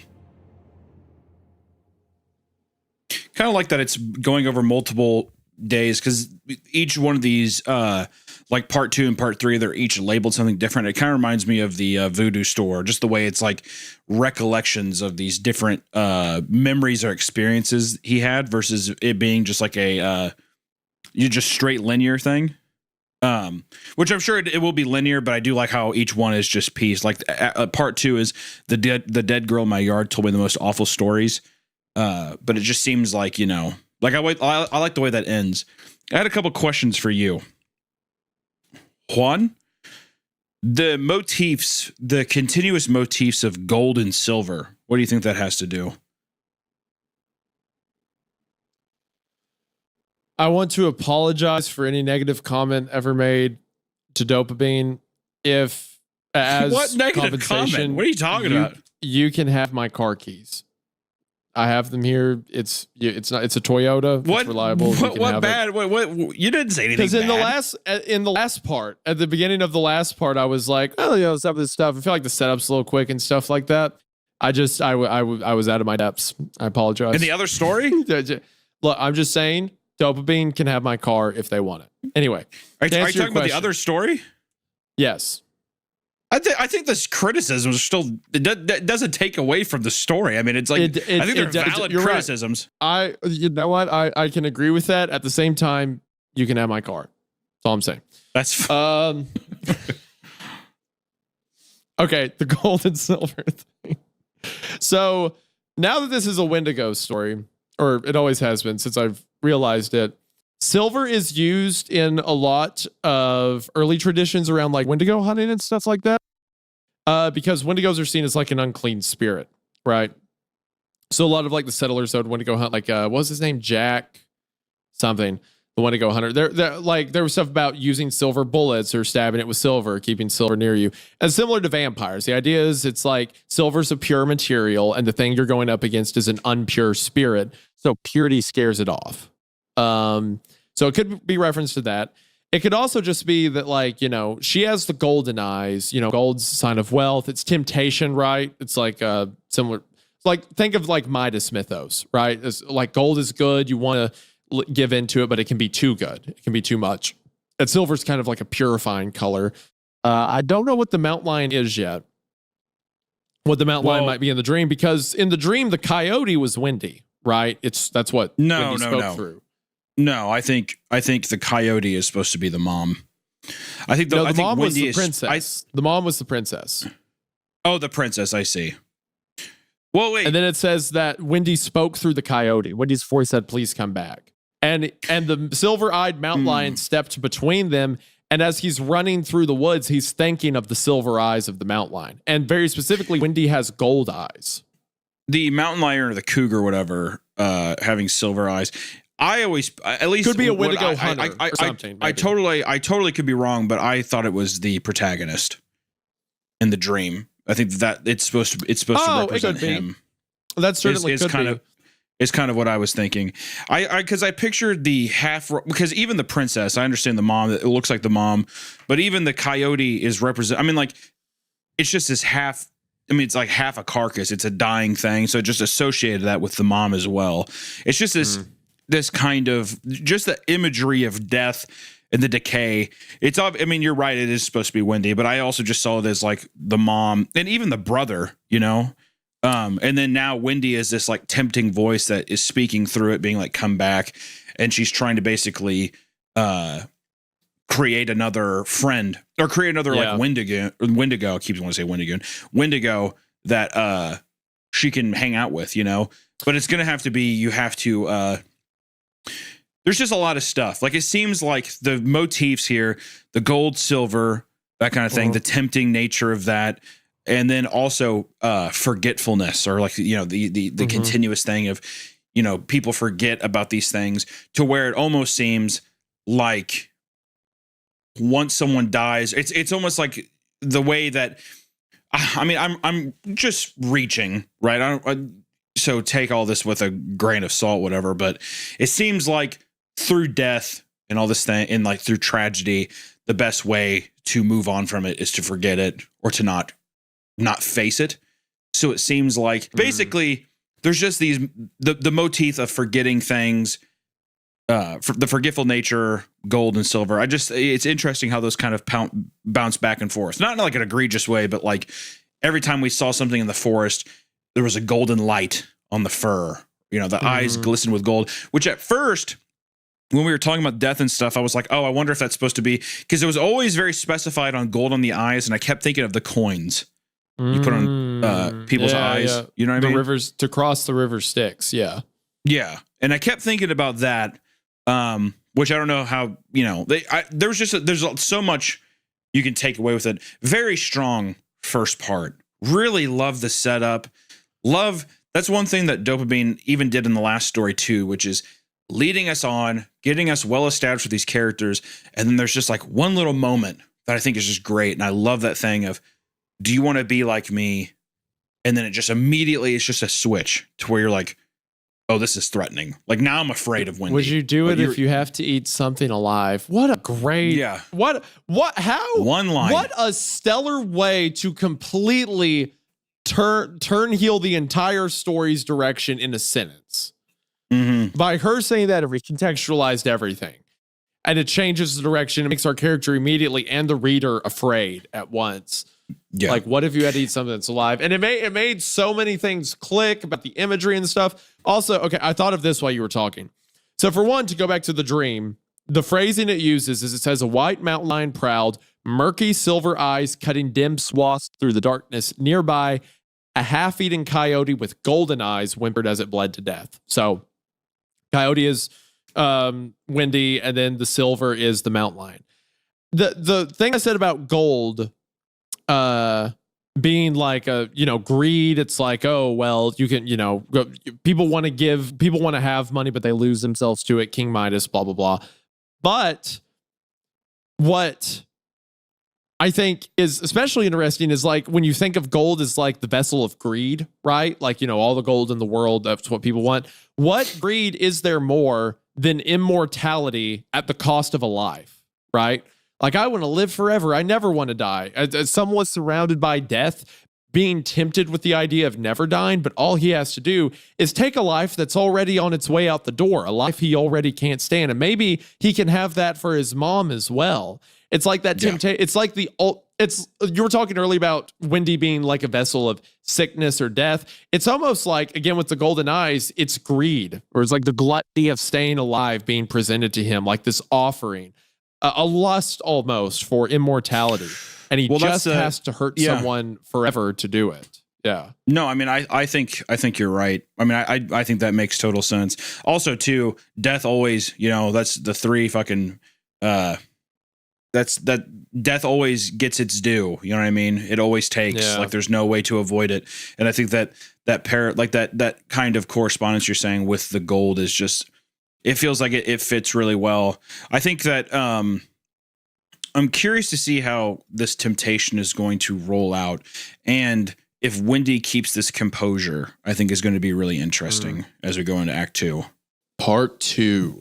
The dead girl in my yard told the most awful stories.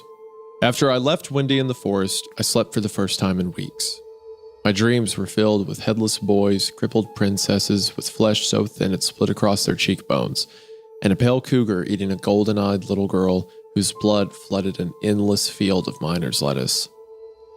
The mountain lion snapped the child's bones in its blood-stained jaws with a rhythmic crack, crack, crack that jerked me out of the nightmare. The cracking sound followed me out of my dream, only it wasn't cracking of bones or of anything else, it was tapping.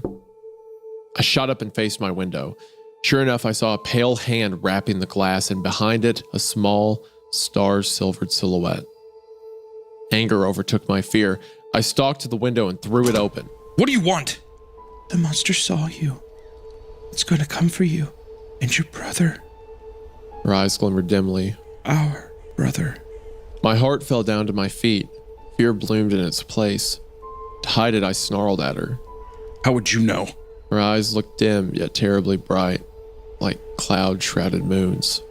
I know everything the monster thinks. The flower in my chest continued to bloom, thick black petals unfurling one by one. No, you don't. I know because the monster is the forest. And I used to love the forest more than anything. Even more than I loved my brothers. That's how I know. She reached for my hand. Her skin was cracked and dry and so terribly thin. Moonlight filtered through it, revealing the mummified musculature and delicate bones beneath. Come with me. I recoiled. No. Her eyes blazed for an instant, pearlescent moon yellow flaring to gold.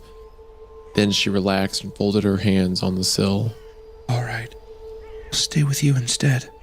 I don't want you to, I almost spat. But what kind of hero would that make me? No hero at all, of course. Only a resentful brat who made his mother cry, who hated helping his family, who abandoned his baby brother to the beast in the deep dark woods. Would I also chase away my best friend, my only companion, my fairy tale, for the crime of simply trying to help me? How foolish would that be? I knew she wasn't human, so that made her something else. Maybe an elf, or fairy, or a creature no one had ever even heard of. And what if she needed my help? What if she was cursed?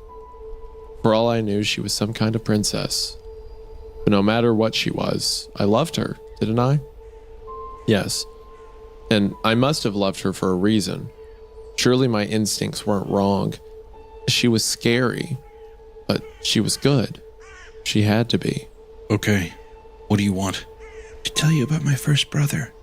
Curiosity surged. What about him? She smiled, frog-like mouth opening over small, fine teeth. The important things. She looked down. Spidery lashes shaded her moon-yellow eyes.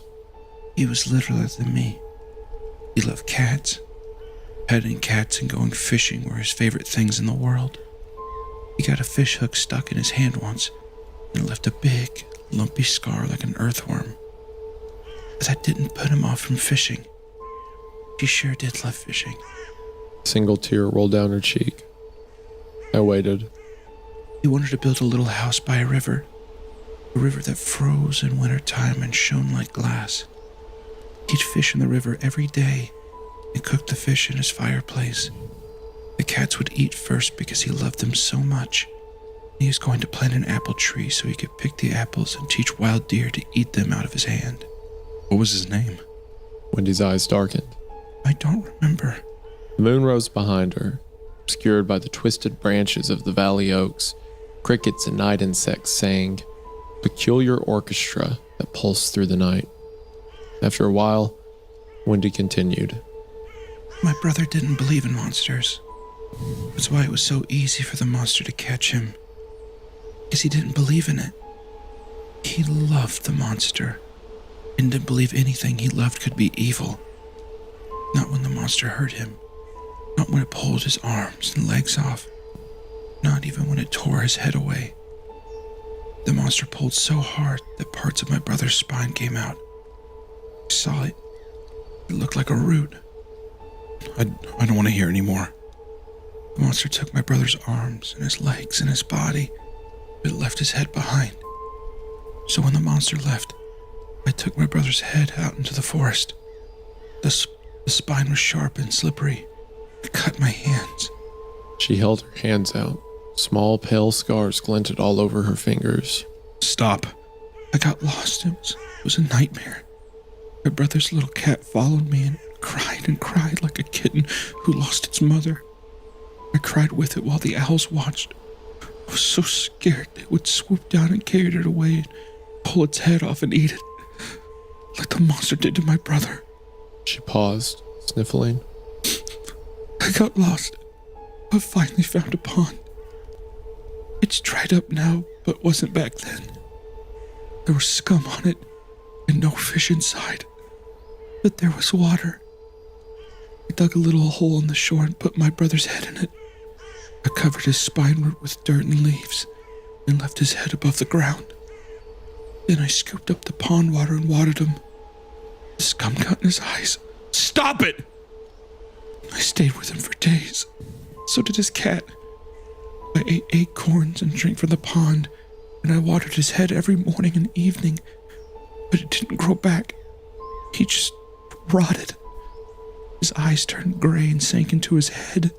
His hair fell out. His skin turned bad colors and then swelled and split and slowed away. I didn't want to live without him, so I went home and waited for the monster to kill me. But he didn't kill me. Instead, he gave me food. A delicious stew with thick brown gravy and corn and meat. I was so hungry I ate it all, except the last bite. I didn't eat that last bite, because when I scooped it up with my spoon and the gravy drained off, I saw it was a soggy piece of skin with a big lumpy scar on it, just like an earthworm. Shut up!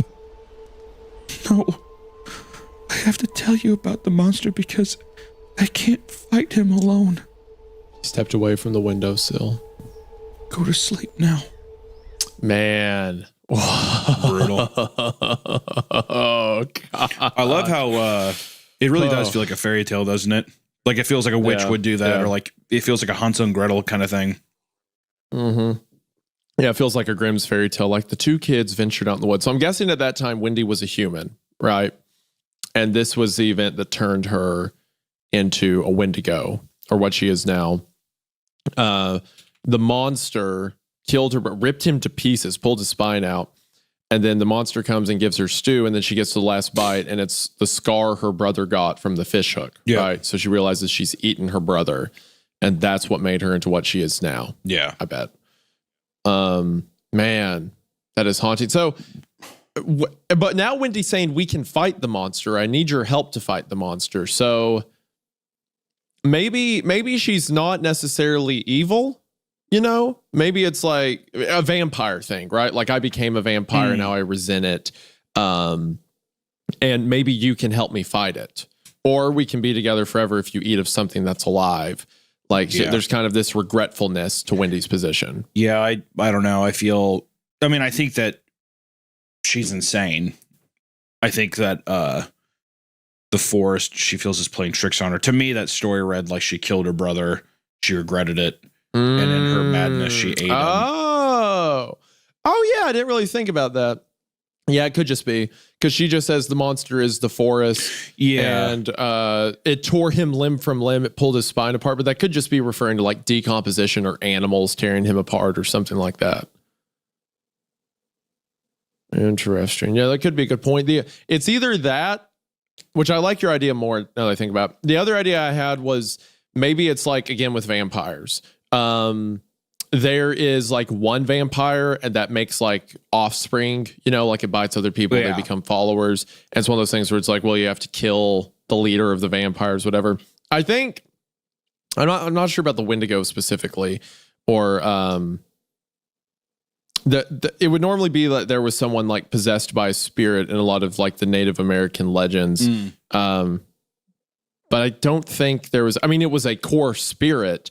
It was like the spirit of it that would possess you, but I don't think it was like one person got infected and then it would infect others, but they could be adapting that for the story. But honestly, I like your idea better, that it's the forest that's the monster that killed her brother and then she ate her brother, you know? It's hard to say right now. It's still so cryptic, like in nature of like how she's talking about everything.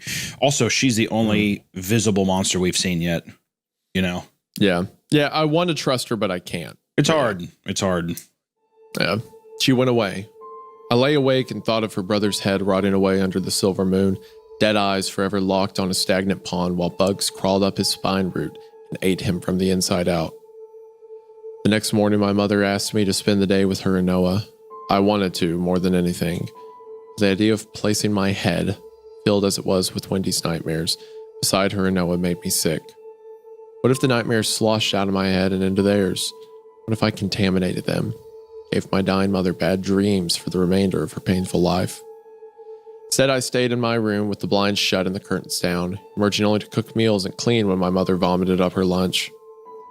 When night fell, I locked every door, turned on every light, piled my bed with every blanket I could find. I lay awake, petrified and suffocating, until morning came. Only then did I drift into an exhausted sleep. Wendy didn't come the next night, or the one after that, or even the night after that. I just began to convince myself that she was some kind of bizarre, recurring nightmare, a delusion brought on by my inability to cope with my own grief and fear, when a loud tap startled me from a twilight sleep. I curled up immediately and covered my ears. It did nothing to muffle the sound of Wendy's withered fingertips. I grit my teeth. 1 tap, 2 taps, 3 taps, 4, 5, 6, 10, 20, 35, 51. Finally, I shot up. Go away! Tapping ceased. I sat there, breathing heavily and waiting for the glass to shatter, for Wendy to crawl in like a giant broken spider and pull my head off before I could even scream. I had read that heads were conscious for up to a minute following decapitation. Would I be conscious? What would it be like to scream without a body? Then her ragged voice emanated from the corner. Why are you so mean to me now?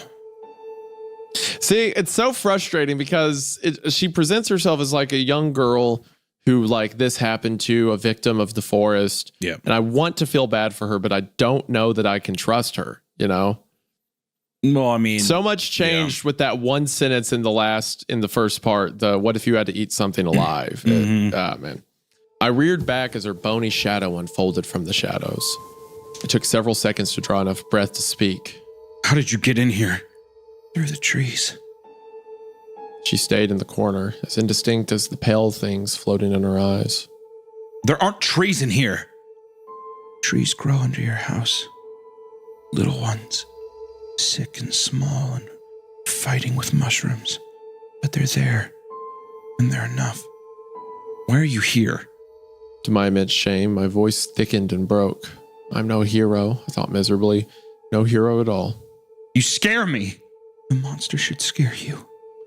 She drifted out of the shadows and halted at the foot of my bed. I'll tell you about him soon. But first, I'm going to tell you about my second brother. I covered my ears and began to hum. She struck like a viper, smacking my hands away. Her skin was extraordinarily hot. I yelped and flinched. He was older than me. How can your second brother be older than your first brother? I snapped, rubbing my hands as blisters began to rise. He was an orphan who lived in the forest by himself. He didn't believe in monsters either. He loved everything. No matter what happened to him, he saw the best in the world. He taught me to climb the oaks and cut the mistletoe away. He loved to be in the trees, and I loved to be there with him. I would climb the oaks and stay in the branches all night, singing to the bats and watching the moon. He taught me about chamomile tea and acorn paste and bobcats and coyotes. He made friends with raccoons and gave them presents, shiny bits of metal that he sanded smooth so the raccoons wouldn't cut their hands. He made friends with the crows too. He fed them, even when he was starving. Skin, meat, and bones. They loved bones the best. When he taught them to speak, the first word they learned was bone. They knew how to count to 9. They knew hello and yes and no and please. They even knew his name. Her eyes flashed, cold, dull, yellow. But I don't. Not anymore. I don't remember it. I realized I wasn't breathing, took the deepest, quietest breath I could manage. My oldest brother said monsters aren't real. Monsters are evil, he told me. The timbre of her voice became deep, fast, and silly, the voice of a sweet fool. I could almost see him, tall and painfully thin, dirty hair, and an earnest, homely face. Nobody's really evil, Wendy. Sometimes they're scared or stupid or confused or hurt. Sometimes I guess they're bad, but no one is evil, so no one can be a monster. Her voice broke. She uttered a soft sob and angrily wiped her murky eyes. I thought of the forest, of the preternatural silence and those molten eyes burning in the gloom. Monsters didn't exist. I knew that. But that thing did. If it wasn't a monster, what was it? The monster didn't want to be called scared or stupid or confused or hurt. It wanted to be powerful, and it was. To prove it, the monster slaughtered all of my brother's friends. The crows, the raccoons, the woodpeckers, and the squirrels. It brought them to my brother, fur and feathers and all. My brother screamed, and I've never heard such a scream. It should have split the world apart. Then the monster broke my brother's arms and legs and threw them in the well, and left them there for days. My poor brother begged for food. The monster ignored him, until one morning, he grabbed one of my brother's dead friends, a little raccoon with maggots in its eyes, and it threw the raccoon down to my brother. My brother pounced on it like a starving rat, and he screamed again. Wendy's voice broke. The monster laughed and threw all the animals into the well. Some of them hit the stones and split in half. Others exploded when they hit the bottom. My brother lay there, broken and dying, screaming as the corpses of the things he loved best buried him in fur and wet, stinking rot. And I saw it all. The smell is still in my mouth, and it hides under my tongue and clings inside my nose and fills my lungs, reminding me, always reminding me. I waited, both hands over my mouth because I was afraid of what would come out. Useless words, childish sobs, endless screams, or laughter. The monster left my brother to rot in the well, and I went to him one night. It was the kind of night my brother liked most. Clear and cold, full of bats and bright with moonlight. The smell. Oh, the smell. I wanted to go down and see him and all of his friends. They were my friends too, and I loved them, but there was no way down into the well. So instead, I ran into the forest. And even though it was night, and the petals were all furled, I picked up every flower I could find. An armload. So many they kept slipping away and left a trail behind me. I carried the flowers back to the well and dropped them in. And even though it was night, even though they were picked and dead, they blossomed as they fell. In the morning, that old dry well was overgrown. Vines and wild flowers exploded out like a fountain, covering every last stone. I loved those flowers so much. I sat by them often, especially on the cold, clear nights when bats swooped low. On those nights, I would look into the flowers and see eyes. The bright, curious eyes of raccoons and the small, dark star eyes of crows. Even though I searched, I never saw the eyes of my brothers. She wiped her face again. Where's the well? Under the house. I couldn't move. I couldn't breathe. Couldn't even think. I went to the well every night. When they started to build this house, I got scared. I thought of my brother and his friends, trapped in an old well under a house in the dark, forever forgotten. So I ate them. All the vines, all the flowers, all the thorns, all their eyes. Then I crawled down into the well and pulled up the roots. There were so many. Some went deep, some went shallow, some were big and some were small. Every last one of them looked like backbones. I meant to eat them, but I couldn't. Any more than I could have eaten my first brother's backbone, so I pulled them out of the well and carried them into the forest. The monster ruled the forest by then, but I could think of nothing else to do. I wandered the trees with roots until I found a place I knew. The pond was dry, but the rest was the same. My brother's head was there, attached to a stalk of polished bone. His eyes were fused shut, and his head had grown enormous. It was flat on one end, and just like a pumpkin that's grown on its side. But he smiled when I knelt beside him. He smiled even wider as I dug 100 holes for roots of my second brother and all of his friends. My brother didn't say anything. He couldn't, because he was just a head, but he smiled, because he remembered me. She covered her eyes. I don't even remember his name. She began to cry. I watched her helplessly. Each sob sent a pulse of overwhelming sorrow through my own body, waves of grief on a shore of flesh and bone. You were a good sister. I know it. No. Nothing I did was good enough. She turned away, pale form melting into the shadows. Wendy, don't go. Don't! A single soft sob emanated from the corner, and all was silent. I lay awake for a long time, thinking of the forgotten well filled with the bones of slaughtered animals, of the boy who screamed so loudly the world should have split apart. As I finally drifted off to sleep, I heard the echo of a terrible, heart-rending wail echoing from under my bedroom floor. The next morning, I ventured out in search for Wendy. When I couldn't find her, I retreated to the patch of miner's lettuce and waited for hours. In the distance, the forest drew my eyes like a magnet, a smear of gold and green, magical, monstrous. At some point, I thought I saw bright eyes burning through the trees. I swallowed the lump in my throat and went home. My brother and all the things he loved were down there, and I ate it all. I couldn't eat the bones. I put them in the forest. The boy's scream should have split them. Oh, gosh.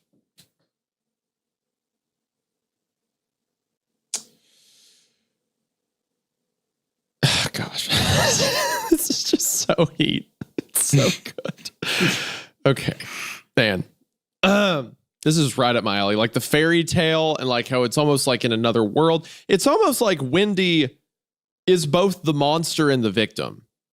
Like it's like the spirit that has possessed her is the monster she's afraid of, and she carries it with her where she goes. So she wants to do these good things, but it always results in her like eating the people, her brothers, because we know anyone that comes to the forest is considered her brother. Because earlier when talking about Noah, she says your brother, our brother.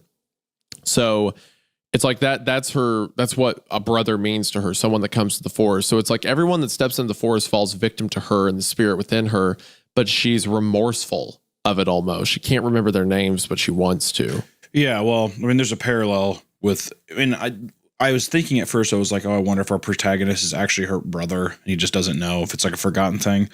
But if not, even Noah is representative of her younger brother. And now our protagonist is representative of her older brother.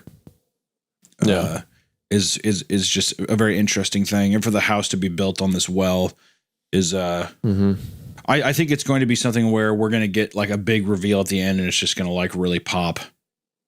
Yeah. Yeah. Oh, man. Okay. 8 nights later, I'd given up. Reality had already swept Wendy half away. My mother was sicker, closer to death than ever. Noah must have sensed it. He was so wild, his behavior barely qualified as human, and it took everything I had to handle him.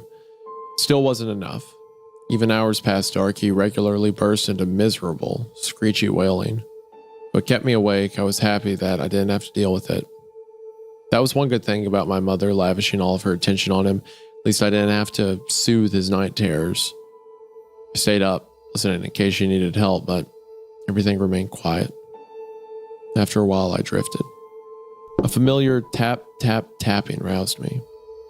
Before I was even fully awake, I rose and stumbled to the window. Frozen air gusted in, smelling of snow and dark earth. Wendy stood there, looking dead. Deader than she had the day I saw the skull of her brothers. Shambling monument to old, dry rot. Why are you here? She slung a withered, spidery leg over my sill and climbed into my room. Her bone pendant swung back and forth, dirty and jagged as ever. I've come to tell you about my third brother. Her sparse, dry hair caught the moonlight, blazing warm silver that glanced off her crumbling flesh and threw her ruined features into sharp relief. I could see the dim suggestion of bones within her desiccated limbs. It reminded me of the bats, how the moon had shone through their wings, making the bones look so beautiful and fine. He was the youngest of all. Barely more than a baby. Sick, frail, and slow. Just like your brother. Very slow, but smart enough to listen to me. She lurched forward with a series of soft clicks, exposed bones of her feet tapping the floor. He never went into the forest. He never tempted the monster. He did exactly what I told him. My heart ached for this tiny, slow boy. Of course he had listened to Wendy. This ancient, shambling horror, whispering dire warnings of monsters and dead brothers and eyes and flowers grown from carnage. What could a tiny boy do but listen? I saved him from the monsters. She rasped. Dull yellow eyes glinted in her face. From my monster. But my brother had its own monster. His monster tried to starve him, so I fed him. Berries, acorn paste. He didn't like it.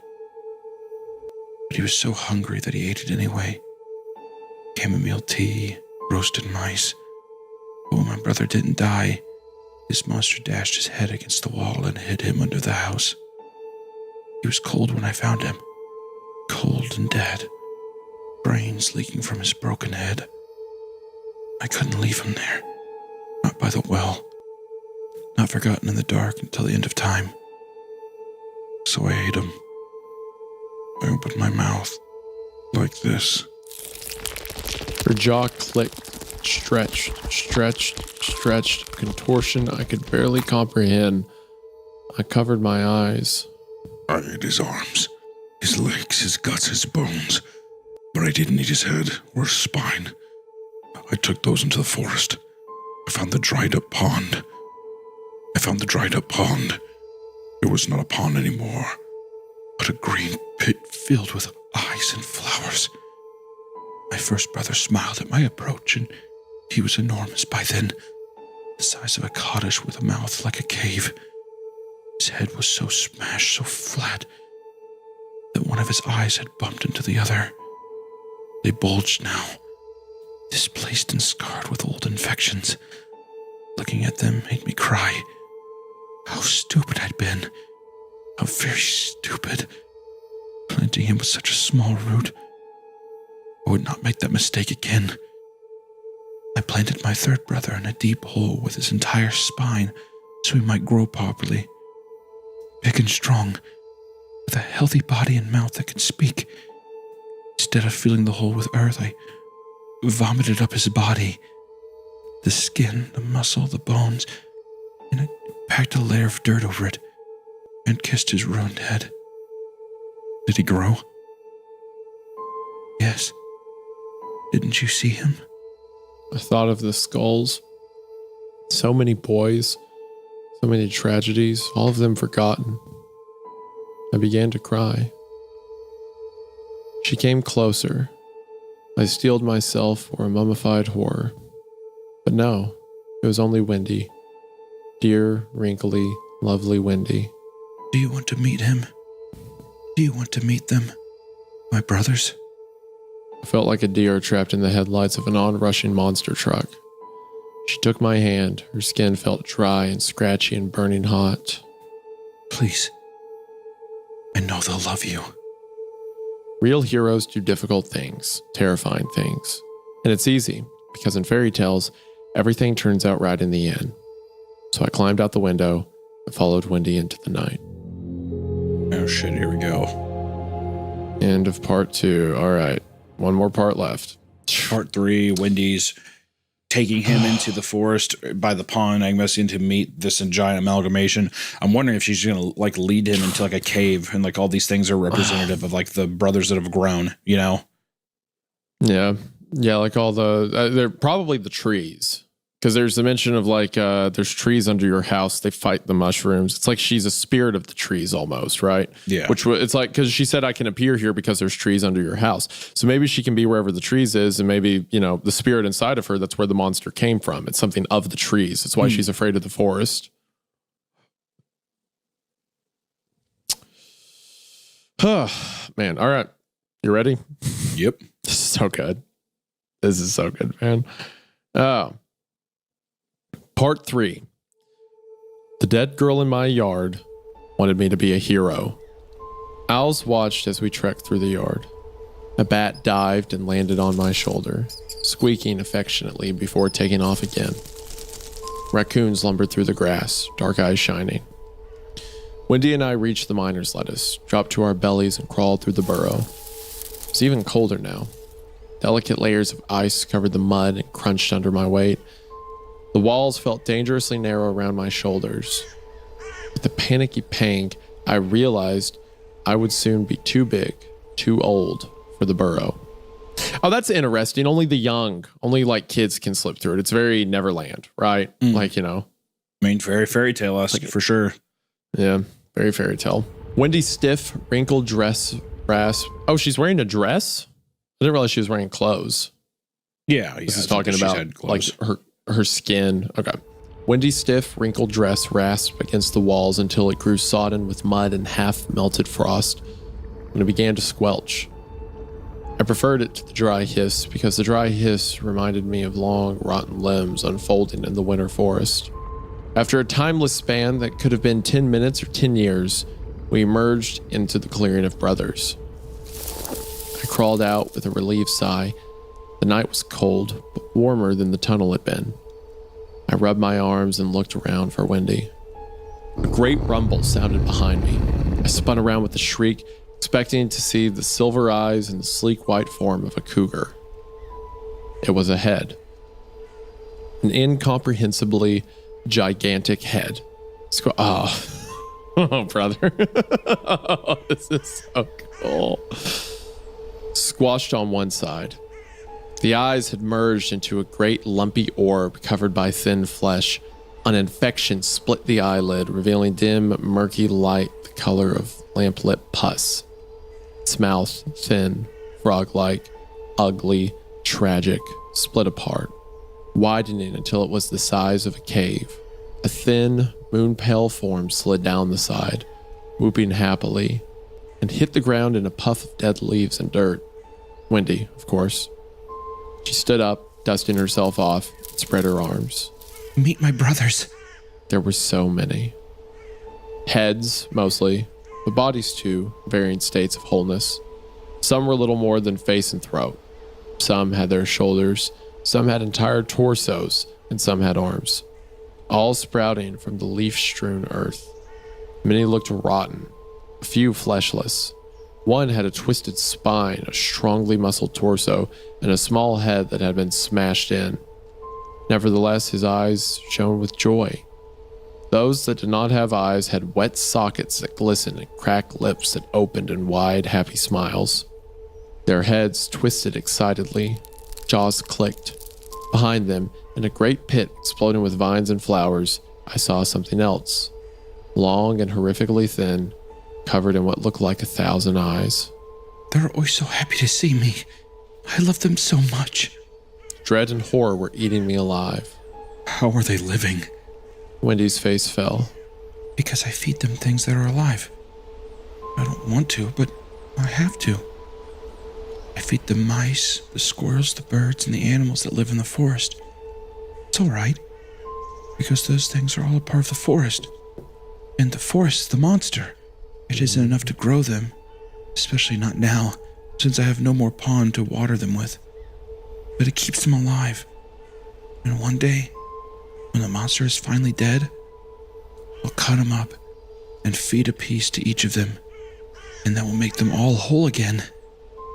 Her brothers sent up what cheers they could, from the rumbling roar of the great head to the chattering of baby teeth and fleshless tiny jaws. How many brothers did you have, Wendy? I don't remember, but they're all here now.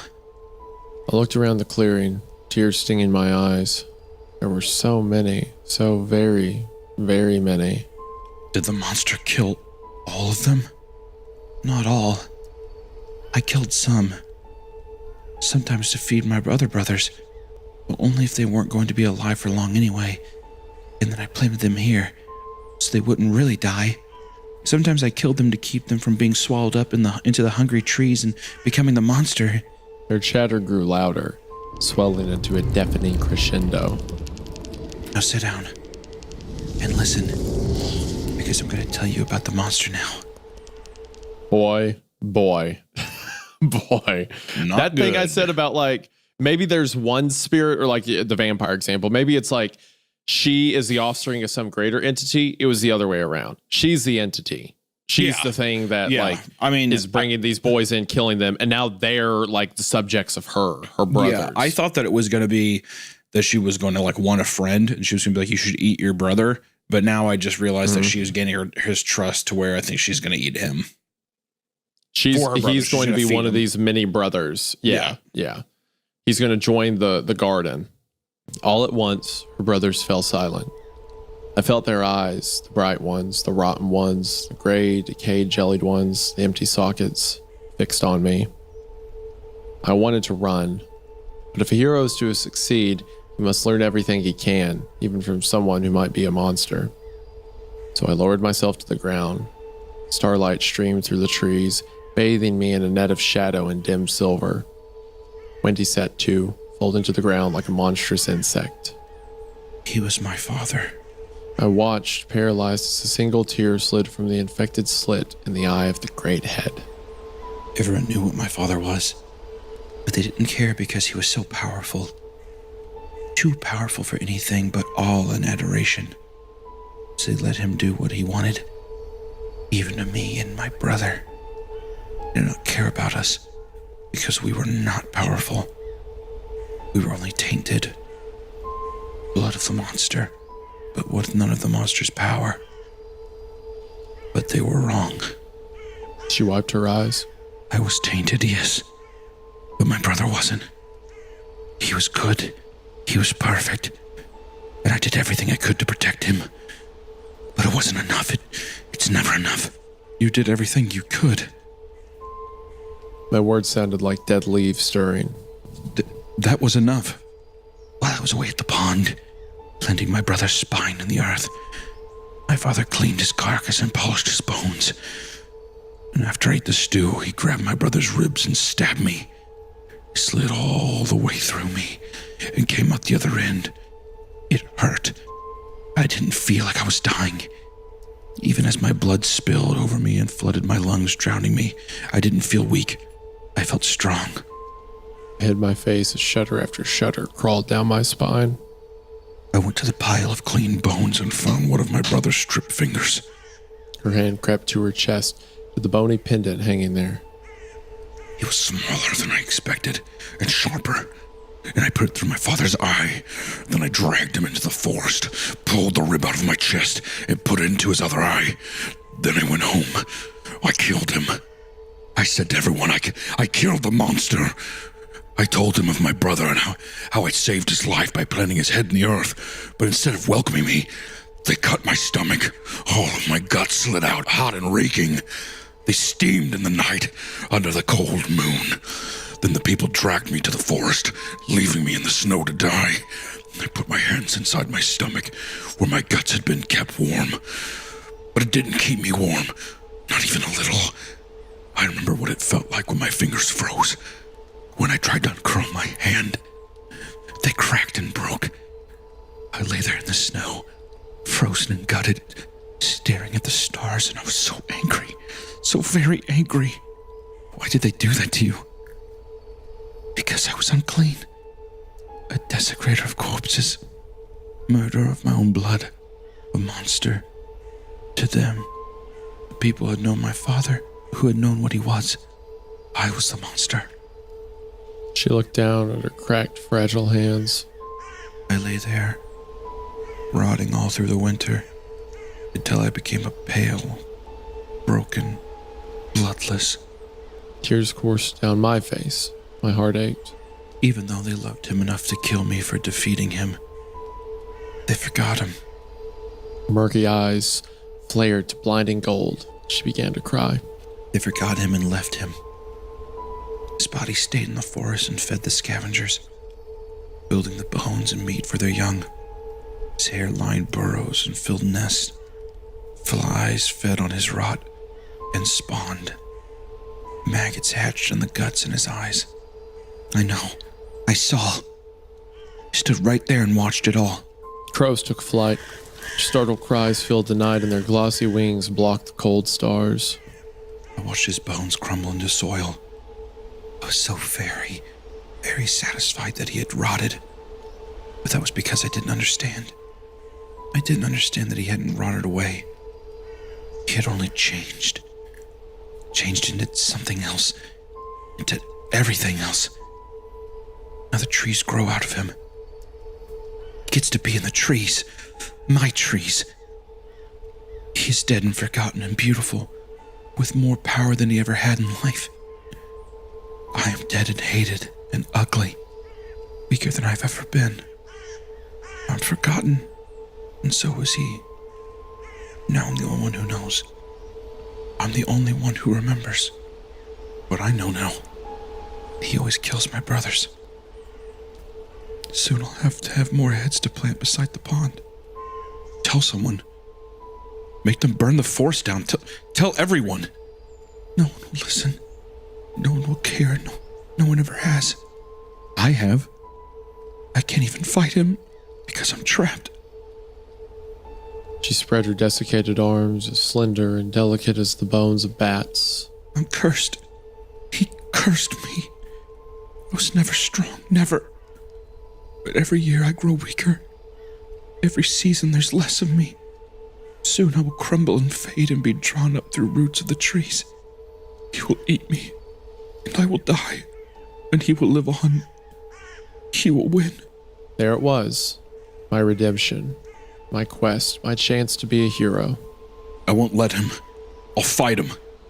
Wendy's fingers spread, revealing a single eye, bright and deep and golden. We can fight him together. In that moment, it was the only thing I wanted. To live for untold centuries, ageless and immortal, years of golden days and cold, clear nights in which to befriend bats and raccoons and crows. No school, no sick mother, no Noah, no unbearable, soul-crushing fear of what would become of him. No more fear of days and nights and seasons and years of an entire lifetime without the people I loved most. Instead, I would have untold lifetimes with new people to love at every turn. People I could help, people I could save, people I could be a hero for. I could finally be enough. No. Haven't you been listening? To be with me, to be like me, you have to eat. She told me miserably. You have to eat something alive. My stomach churned, but I grit my teeth and resolved to do it. Because a hero always does what needs to be done. I would eat birds, bats, coyotes, mice, worms, owls, beetles, or anything else because I had to. And I didn't even have to be sad because all of those things were part of the forest, which meant they were part of the monster. I will. I'll eat anything. You don't have to eat anything. Just one thing. What? She wiped her eyes. When the monster fed my brother to me, he cursed us both and bound us. No one can fight me unless they're bound to me. How can I do that? Can't tell you. Not unless you promise to do it first. You have to promise. No matter what. It's the only way I can tell you. It's the only way to break the curse. The only way to help me. I promise. Whatever it takes to help you, I promise I'll do it. She finally lowered her hands. Her eyes were so bright, so golden, molten, full of tears. Promise me. I promise. How do I do it? By feeding yourself to us. I frowned. Sure, I'd misheard her. What do you mean? Wendy grabbed my hand and pulled... Oh, man. Wendy grabbed my hand and pulled me across the clearing to the grass-choked pit that had been a pond so long ago and pointed. I looked carefully, frowning. Shadows, thick and impenetrable, but some of the shadows looked thicker than the others, substantial somehow.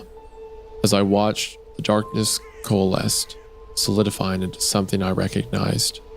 Someone. Noah was in the pit, sleeping fitfully. His breathing was irregular and wet, as if he'd been crying. It felt like my heart had stopped. Why is he here, Wendy? I'm keeping him safe. I told you. I always keep my brother safe. No, I won't.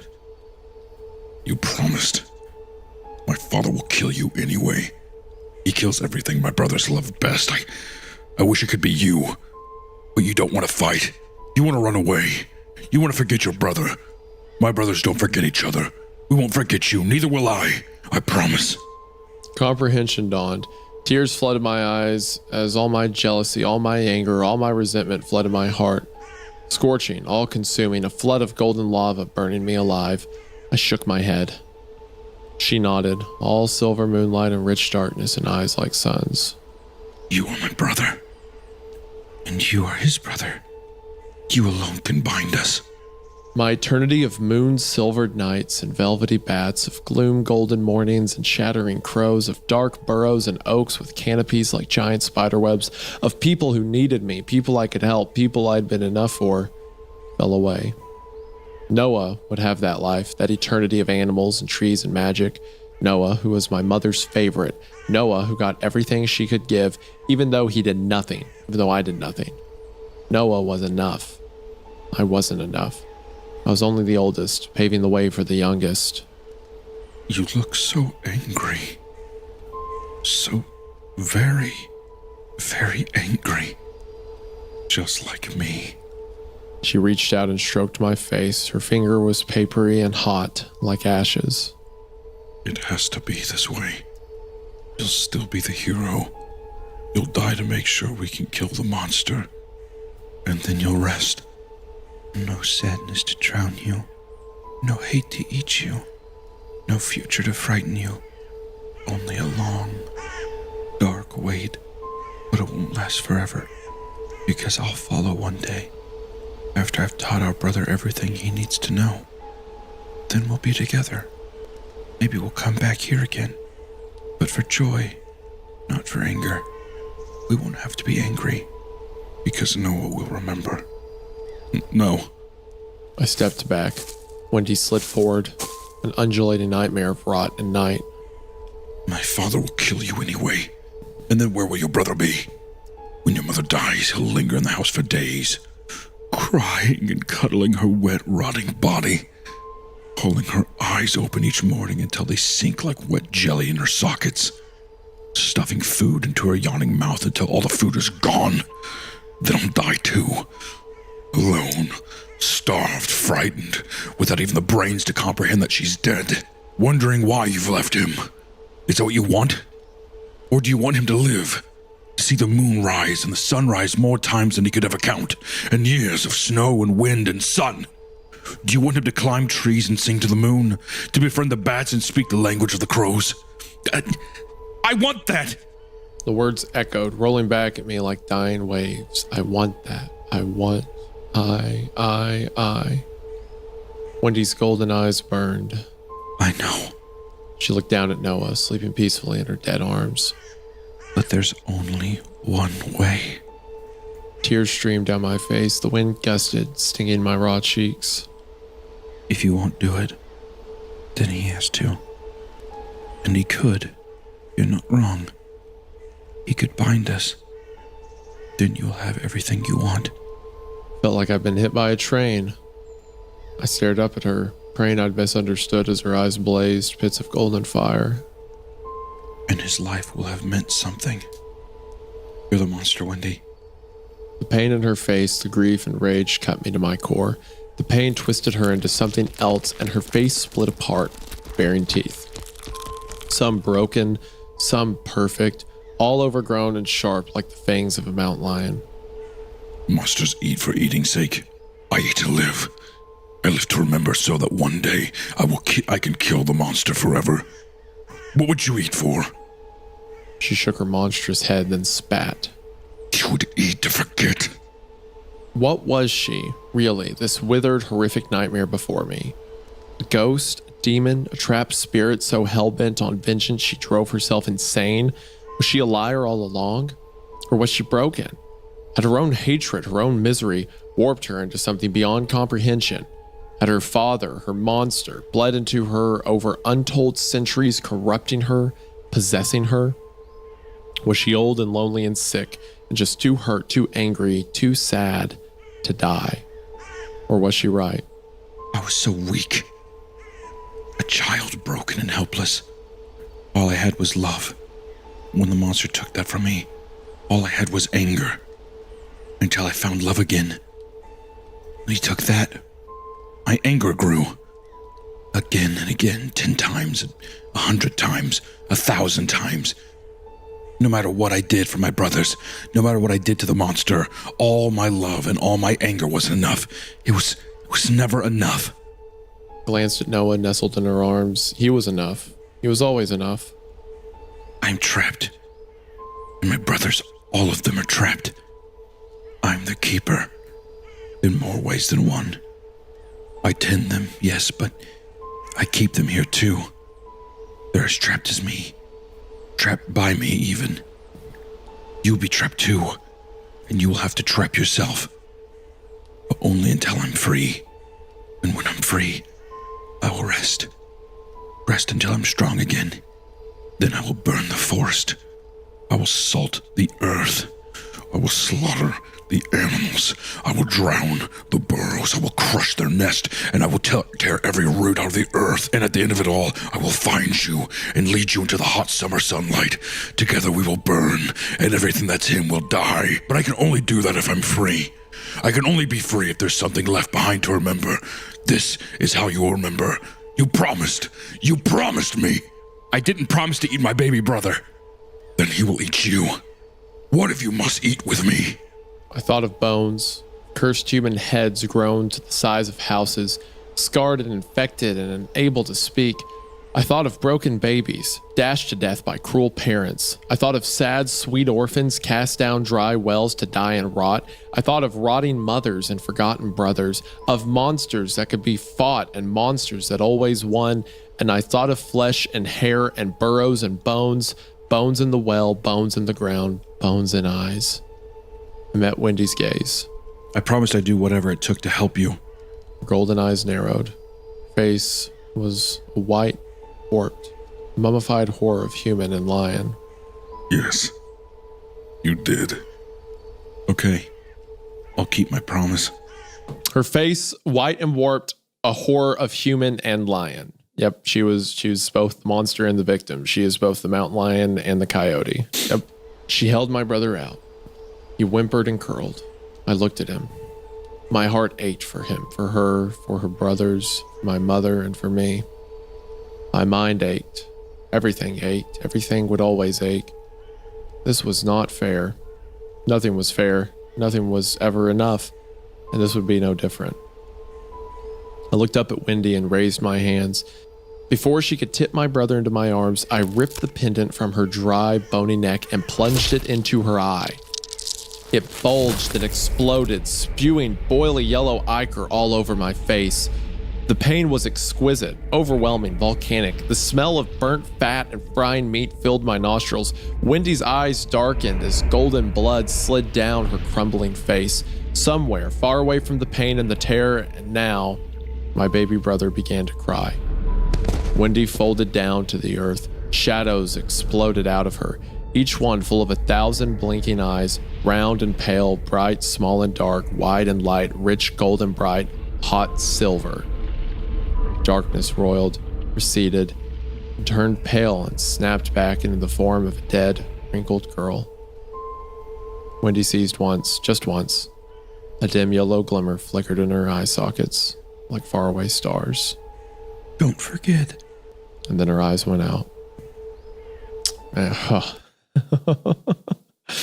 Oh, I promised I would do whatever it took to help you. And he had the realization that Wendy is trapped by her hatred.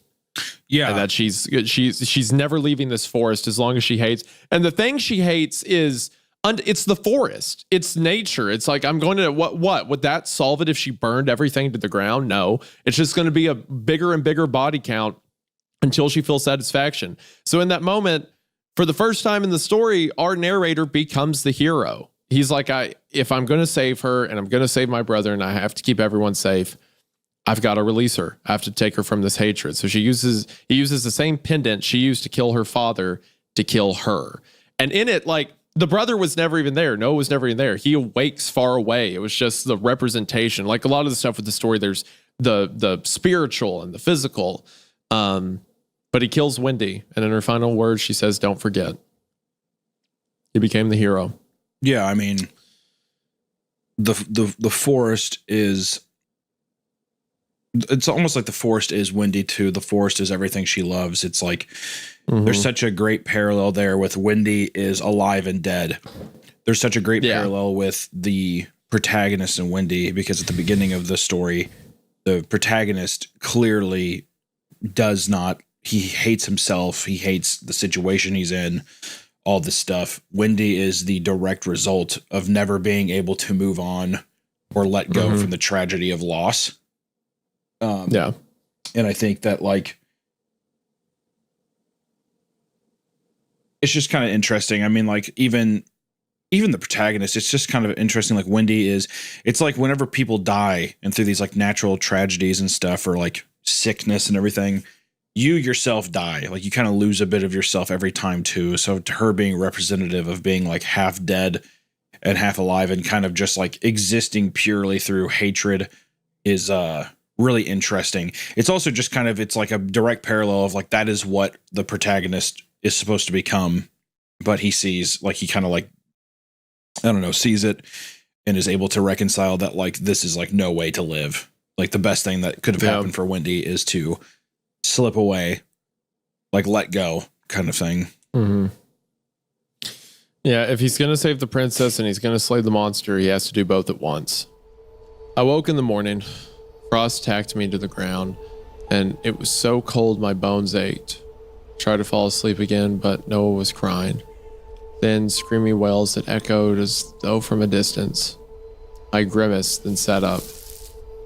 I saw him wandering through the yellow grass. My heart jolted. I shot up and stumbled back, falling. Wendy lay there, empty and pale and so very, very dead. Her bone pendant jutted from her socket. I touched her stiff, dry hair nervously. Gone. Forgotten, along with her brothers and the monster who had destroyed them. I stared at her for a long time as the sun crept high and Noah continued to cry. Noah, facing a life without his family, left in a broken system and lost. Forgotten.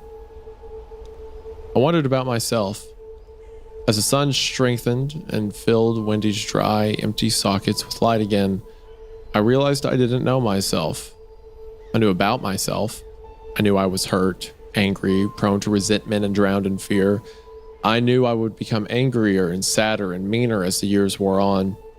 I would become less and less and less until I didn't even remember the meaning of enough. Until the desire to be enough, to be a hero, was forgotten. I wondered about my mother, Mom, who cried for hours each day because nothing she did would be enough to protect Noah and because she was too sick to be a mother. Forced to exist as a living corpse rotting away her last days while her doomed toddler giggled beside her. One of millions, just another poor, careworn, dying mother forgotten by everyone but her children, who would be forgotten too. I wondered about Wendy, what she was, what she'd want, if what she wanted was good or right, or if it mattered at all. And I wondered about her curse, her binding. If brother could bind sister and father, or sister to brother, could sister bind brother to brother? And could brother bind mother to son? I spent the morning chasing Noah. It was hard. My burned, blistered face terrified him, but I managed to catch him and take him to the house. My mother wasn't awake yet, so I sang him to sleep and left him on the sofa. Then I returned to Wendy and her patch of miner's lettuce and pulled her limbs off. It was easy. They were dry and light, like termite-eaten planks left in the sun. I wrenched her head off and snapped her papery torso into pieces. She smelled foul and rich and terribly old, like oak and sage and dirty fur and rotten bones left to dry in the sun. I made a stew of her. Oh no. Oh no. Oh. He's like, now that she's gone, maybe sister can bind brother to brother, mother to son. Oh no. I made a stew of her. All our pots were small, so I could only use her fingers. I've broken her apart for nothing. My eyes stung. Tears dripped into the pot before I could wipe them away. Wendy's stew was foul, gray sludge that reeked of ash, bad meat, and roadkill. Noah screamed and flailed when he tasted it, when I pretended it was good. So delicious. It's healthy. It'll make you big and strong. Noah, it'll make Mom happy. He acquiesced. Though he gagged and choked, he drank it all and didn't throw up. Then, momentarily grateful the pot was so small, I took a cleaver and, with an earth-shattering scream, chopped 2 of my fingers off. Pain was awful, almost too great for me to comprehend, but compared to the wildfire burning of Wendy's eyes, it was nothing. My head was clear as I bandaged the stumps and then proceeded to make a stew of myself. I made Noah drink half. He ate it gratefully. I suppose because it was far less disgusting than Wendy's stew. Then carried the remainder to my mother's room. I had no idea how to make her eat it. I'd have to force her. She'd think I was insane. She'd think I'd hated her. But that was all right, because even though she didn't know it, this would save her. This would finally be enough. She would have her eternity of crows and bats, of battling monsters and befriending feral cats. She would protect my brother until the end of time. I pushed open her door. Odor erupted like a jack-in-the-box. Blood and bile, vomit and urine and feces. I set the bowl on the floor and tried to shake her awake. She was thin, a flesh-covered skeleton with bones as fine as bat wings and cold. As cold as Wendy was warm. The room tilted. Sunlight bled through the curtains, murky and golden. I tried to pick her up. My fingers sank into cold, congealed vomit, and I let go. Her face was dark and purple where she'd lain on her side. Her lips, nose, and eyes were flattened, just like a pumpkin's that had grown on its side. I wrapped my arms around her and snuggled down beside her. Blood and shit smeared my clothes, my arms, my face. I didn't care. I only hurt. When Noah finally wandered in, wailing and crying so hard he was gagging, I came to my senses and forced him out. Then I picked up the bowl of finger stew and dribbled it into my mother's mouth. Came right back out again. So I propped her up and tilted her head back, shuddering when another cloud of stench burst out of me. I poured the soup in carefully, watching as mouthful after mouthful drained as slowly as a clogged bathtub. The meat would not go down, so I reached in. The inside of her mouth was cold, slimy, and puffy. The sensation made me gag, but I pushed until every speck of meat and bone had disappeared down her throat. Then I closed her mouth and laid her back, pulling the soiled blankets to her chin. I leaned in and kissed her forehead. Faint taste came away on my lips, something that reminded me of ashes, dirty fur, sage, and cold, clear nights. Then I left her room and closed the door behind me. I sang Noah to sleep in his own room, went back to the miner's lettuce with a garbage bag. It was unceremonious, but I intended to gather Wendy's remains and drag them to the other end of her burrow. I wanted to lay her to rest with her brothers, and if she rotted, if her bones crumbled, if the hungry trees took her up through the roots, so be it. If she became part of the forest, perhaps she could finally take her trees back from the monster. But when I got there, she was gone. Terror and joy writhed in my chest. I dropped to my knees to peer into her burrow, praying to see her yellow lens flare eyes, but her burrow was empty. It was madness, but I crawled in anyway. The walls felt smaller than ever, and I knew in my heart that this was the last time I would ever pass through it. After an eternity in the dead, claustrophobic dark, I found the clearing. I drew a sharp breath and dragged myself out. Something glistened in my periphery. A skull, of course. Old, discolored, heartbreakingly small, supported by a single vertebra protruding from the ground. Grass and wildflowers grew around it. Next to it was a jagged, gleaming stake. Not a stake, a spinal column, topped by a broken skull, fragile, shattered, leaving only a jaw and the right cheekbone. Beyond them, spreading through the glade, were too many skulls to count, but no heads, certainly no bodies. Why have you come back? I shot up with a scream, expecting to see eyes. Which would be worse, silver eyes or gold? I saw neither. Before me was another monster I'd already seen. Tall and horrifically thin, with enormous glossy wings like a crow. Feathers and fur coated his narrow body. Black feathers, thick golden fur, and among them, glistening through the strands, eyes. Too many eyes to count. Is Wendy here? Our sister's with you, isn't she? No. Behind me, something rumbled. I spun around. It was the giant head, but it wasn't smiling anymore. Its mouth, thin, frog-like, ugly, tragic, split apart and began to cry silently. The world shuddered. When it became still again, the spinal column had transformed into the twisted torso of a man. Attached was the head of a baby. The back was smashed in. Blood and brain glimmered at the edges. He looked at me dimly, distrustfully, fearfully. My lip trembled. She wanted to eat me. Did she? No, I ate her. We ate her. The great lopsided head opened its mouth in another silent well. All of her? I shook my head. And our sisters in the trees. The feathered monstrosity said. Will the monster eat her? Looked at me with its countless eyes, the round, curious eyes of raccoons, the bright black orbs of ground squirrels, the dark, star-eyed of crows. Our sister will eat you if she finds you. No, she won't. She loves me. Yes. She is angry. So very, very angry. And she should be. For an instant, I saw something out of the corner of my eye, elongated and twisted, with teeth exploding from a long, broken jaw and papery flesh the color of buttermilk. She knows you're here. Another multitude of eyes blinked open, gleaming among the fur and feathers. Run. Instead, I began to cry. I sat down, covered my eyes with my free hand, only dimly aware of the raw blisters under my fingers, and waited, and waited, and waited. When I opened my eyes, her brothers were gone.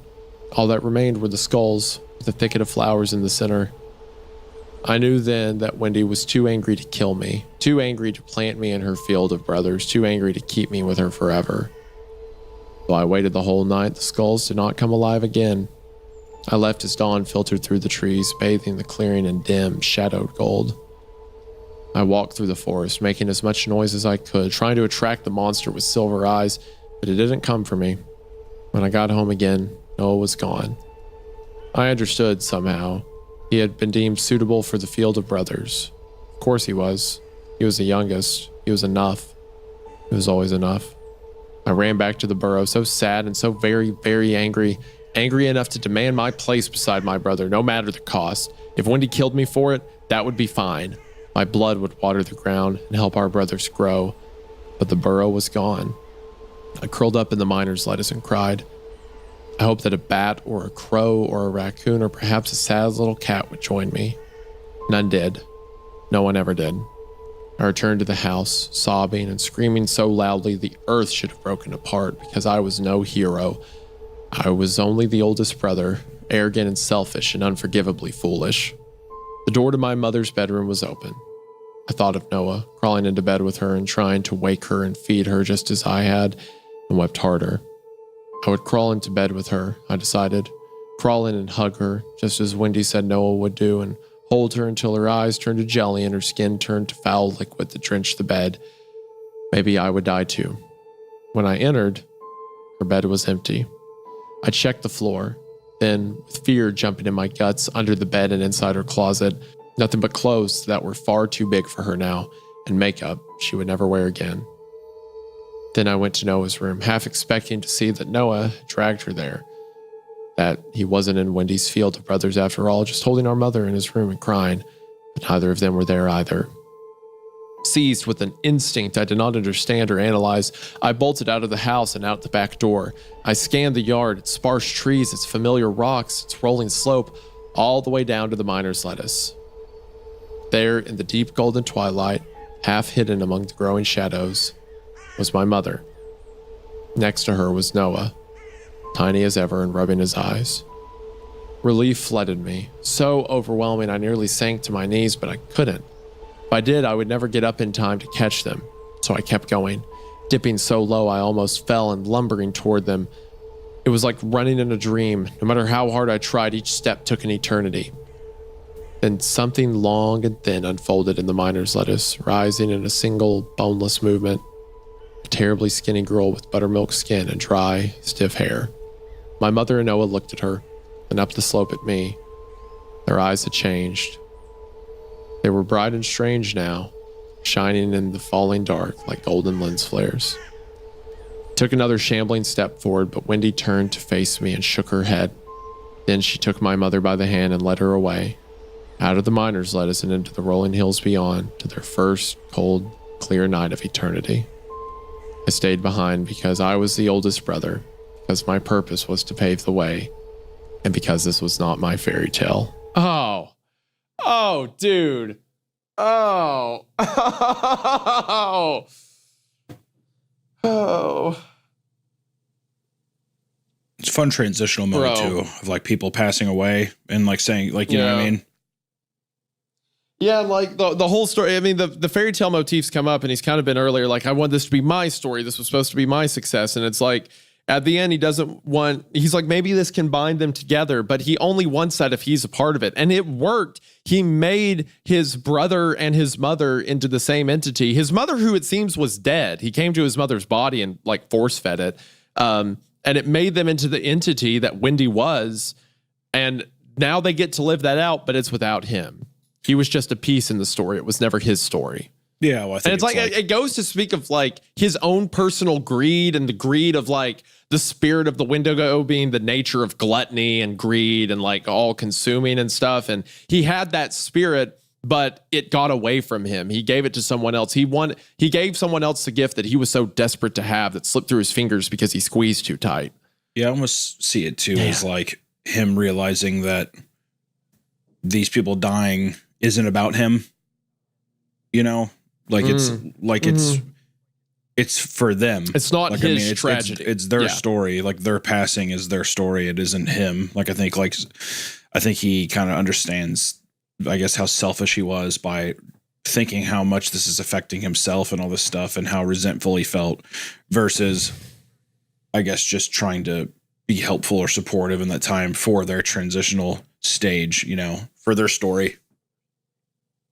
Yeah, it's like, because he's so resentful. He doesn't hate his mother, but he like almost resents her for being so sick. What was that thing he made? He was like, you're going to die anyway, or just because you're dying doesn't mean he has to, or something like that. Like he resents the position he's in, but he hates his brother. He hates that his brother gets all the attention. He hates that his brother doesn't understand things.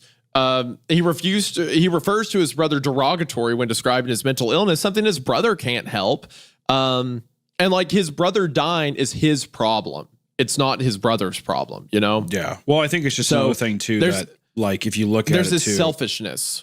Yeah. If you look at it too, it feels like his brother even gets to share this illness thing with his mother, like even connected in that way. Yeah. And even Wendy talks about her curse, you know, being like, I was cursed and stuff. My father cursed me. Wendy is very representative of Noah as well, of like a sick father passing down something to that. It almost feels like the curse is representative of like illness or like, I don't know, some like genetic thing. It's almost like whenever it's like my mother died, I'm more prone to getting like heart disease or, you know, all this other stuff that your family passes down, this like kind of hereditary thing. Yeah. Yeah. It's like it's representative of, you know, they're all suffering, but at least the two of them get to share something. It's like he was almost jealous of his brother's condition because that's what led to his attention. That's what led to his mother coddling him all the time. It's like he wanted it's like there was never an appreciation for what they're going through. It was only how it affected him. And in his inability to see that, the gift he wanted slipped to them. It passed on to them instead of him. He was never the hero of the story. Many years later, long after I'd grown, I returned to the house. It had fallen into disrepair and was up for auction for the third time. My squat, brooding castle now had a ruined roof haphazardly patched by cascades of dead leaves and abandoned bird nests, and holes in the walls large enough to accommodate small cars. Inside, cascades of dead leaves covered the floor. Crows lived in the kitchen, and a family of raccoons had taken up residence in my old room. That's also cool how there's trees under your house, and now the house has returned to the same forest that's seen, like with the raccoons and the animals and stuff. Yeah. The window in my mother's room was shattered. Dirty glass glittered on the floor, shining dully like stars on a misty night. There was no furniture, only a faded spray of graffiti across one wall. Noah's room was empty. It smelled like smoke. I wandered outside as twilight bled over the hills. The miner's lettuce was there, green and lush as always. The burrow was not, but I didn't expect it to be. I sat down in the place it had been. The touch of the cool, damp green was so beautifully familiar that I cried. Even though it was windy and painfully cold, I fell asleep to the oceanic rush of the wind through the dying leaves. I woke long after nightfall, on a cold, clear night with blasts of icy wind that shook the trees. When I opened my eyes, I found myself staring at a deep, dark hole. Wendy's burrow. My breath caught, and I pulled myself to a sitting position. There was no mistaking it. Rich darkness broken only by the ghostly whiteness of pale roots, its entrance half hidden in the miner's lettuce. It was smaller than I remembered, half my size, maybe even less. A bat dived low, wings brushing my face as it darted past. I reeled back, heart pounding.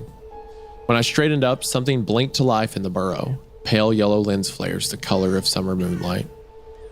Something pale and small drifted out, a tiny, delicate hand so thin the moonlight poured through it, illuminating the fine bones and dried tissue within. Smaller than Wendy's hand had ever been. So much smaller. I took it, though it looked cold and dead. It burned as though with fever. Underneath the lens flare eyes, something glimmered dimly, crescent of small teeth exposed in a smile. The hand let go and withdrew into the burrow. The eyes blinked once, twice, and were gone. Aching deeply, wanting to laugh and scream and burst into tears all at the same time, I'd lay down again and slept. Once upon a time, I was...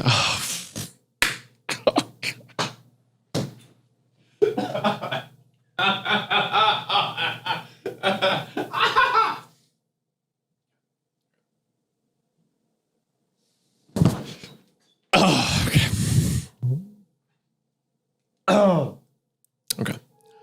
Once upon a time, I was a sad, angry boy who loved fairy tales. Now I am a sad, tired man who can no longer bear to read them, but I remember them. When I touch my face and feel my scarred cheeks, I remember. When I wake with the taste of boiled ashes on my tongue, I remember. When I think of my mother's cold, bird-thin body in my arms, I remember. When I see Noah's face in my mind's eye and recall the fear I had for him, fear so deep and crushing that I pretended it was hate, I remember. When I look in the mirror and catch a hint of murky gold in my eyes, I remember. When I dream of trees, crows, raccoons, and bats, and a smiling little boy and his yellow-eyed mother on cold, clear nights when bats swoop low and the moon bathes the hills in warm silver, I remember, and I smile. And that is the end. What a great story, man. Bro, when it dropped the once upon a time, dude, just... And now that you got Cinema. real giddy there, huh? Dude, but it's going in the rafters. It's going up. It's up there with Mother Horse Eyes. It's and whatever else we've thrown up there, Pen Pal stuff, dude. All right, Dopamine. I also have a deed to a house. You can have that one too with the car. You can have my wife's car too. She'll be mad, but you can take it, man. Bro, just it being okay. So I think Wendy is, I think it's Wendigo imagery. What a unique take on the Wendigo mythos, where it's like, it's this entity that is possessed with itself. Like it's so given to greed and hatred that it becomes its own monster. And it's like, oh, well, the enemy's the forest. I have to destroy it and I have to fight and fight forever. And when I burn it all, it'll be okay. And it doesn't matter how many people I have to kill to do it. And then our protagonist, who wants to be the hero so bad, realizes he has to release Wendy, but he doesn't realize he has to let go himself too. The same golden glimmer that possessed Wendy possesses him. He still, at the end of the story, sees the glimmer in his eyes. That same greed that possessed her, the hate, is in him. So while he successfully realizes it in her and kills her, he can't let go of it himself. And he tries to give it to his brother and his mother so that he can be with them forever, because he can't let go. He had, like I said earlier, what gluttony is there more than immortality? He can't let it go. And because of that, they slip through his fingers. And now he's just a man who remembers. He can't read fairy tales anymore, but he remembers them. Yeah. Just like Wendy asked him to do. It passed on. He didn't eat the flesh, but the spirit of what Wendy was now possesses him. It just didn't take effect. He didn't get what he wanted out of it, only the ugly parts. Right. The story I definitely feel like I like this story more than the Hoarder story. Feels very Agreed, concise, very very thorough. I do think at the end how gruesomely detailed and how disgusting it is finding the dead mom's body. I think that was like visceral and I mean like grotesque. Almost wonder, like there's a couple thoughts I have is wish there was more interaction between the protagonist and his mom a little bit. That was really gut punchy, really hard to have that weird back and forth. And I feel like, which I do think that like the idea is that he says that horrible thing and then he doesn't really, we don't see him interact with his mom until she's dead. So it's kind of like the last thing you kind of say is that horrible thing. I still think it would have been fun to kind of talk with the mom and play with that a bit. But I think like, even just that disgusting imagery, we saw a little bit of that in the Hoarders thing with the trypophobia kind of vibe and, you know, like the fucking like wormy snake in his heel, really gross. Dopamine has a really great way of like just hitting you across the face with like some very like just, I mean, like gut turning. Like I was pretty fucking, I mean, like my stomach was turning whenever he was talking, like sitting next to his mom and like obviously her waist and stuff. It was rough. It was, you know, it's brutal. I think I would have liked to see more of that too, of like just that decay, I guess, with the mom and feeling more of that. But really all in all, just such a beautiful story about dealing with loss, sickness and death and stuff. And like kind of the idea of things passing, you know, while we were reading this, it made me think about like my grandfather who died back in like, 7 years ago now. It's weird because sometimes it's fucked up that like you have these memories of them, you know, and you're like all these good memories, but it's weird. Like it's like sometimes I like almost forget what my grandpa's voice sounds like. And I like know that I like have an idea of what it is in my head, but I think about that sometimes if like I really miss like when I would call my grandpa, just the way that he would say hello on the phone and stuff. And it's like just kind of fucking tears your heart out a bit. You know what I mean? Like it's like just a very, very easy thing. Like it's something that you would be like, I'll never forget that because it's so important, but it's so easy to let your mind circulate or like just that your mind goes through and that while you're bringing in new memories, the other ones get pushed out. So I don't know. There was that to me was probably the most effective concept part. of memories coming back and forth was cool. Like I'm afraid of being forgotten. It's like the spirit of what Wendy is carried on through memory. Like, well, if I eat you, I'll remember you. It's like, well, when my brothers died, I had to eat them or else I'd forget them, you know? And it's also so interesting how like the entire time Wendy was grooming the protagonist to this situation where he would eat his brother. Even at the end where it's like, well, your brother eats you. And he's like, that's not fair. I want to be the one that's powerful. She's like, or you could eat him. And it almost works, but then he has that realization that stabs Wendy that she has to be released. But it ultimately does like play out because he feeds her and himself to his brother and mother to make sure they eat of something alive. Yeah. So it's like the entire story was her trying to convince him to give it to like misery loves company, right? She wants to pull him into her hatred so that she's stuck there. She's just like him. And then ultimately, that is what happens to his mother and brother. He pushes that hate onto them or that immortality, but doesn't get himself. It's the curse he wanted to have. He didn't mean for it to go somewhere else. Yeah, that would have been fun too in the story, I think. That was like another thing I was thinking about was that proposition. That scared the shit out of me. That proposition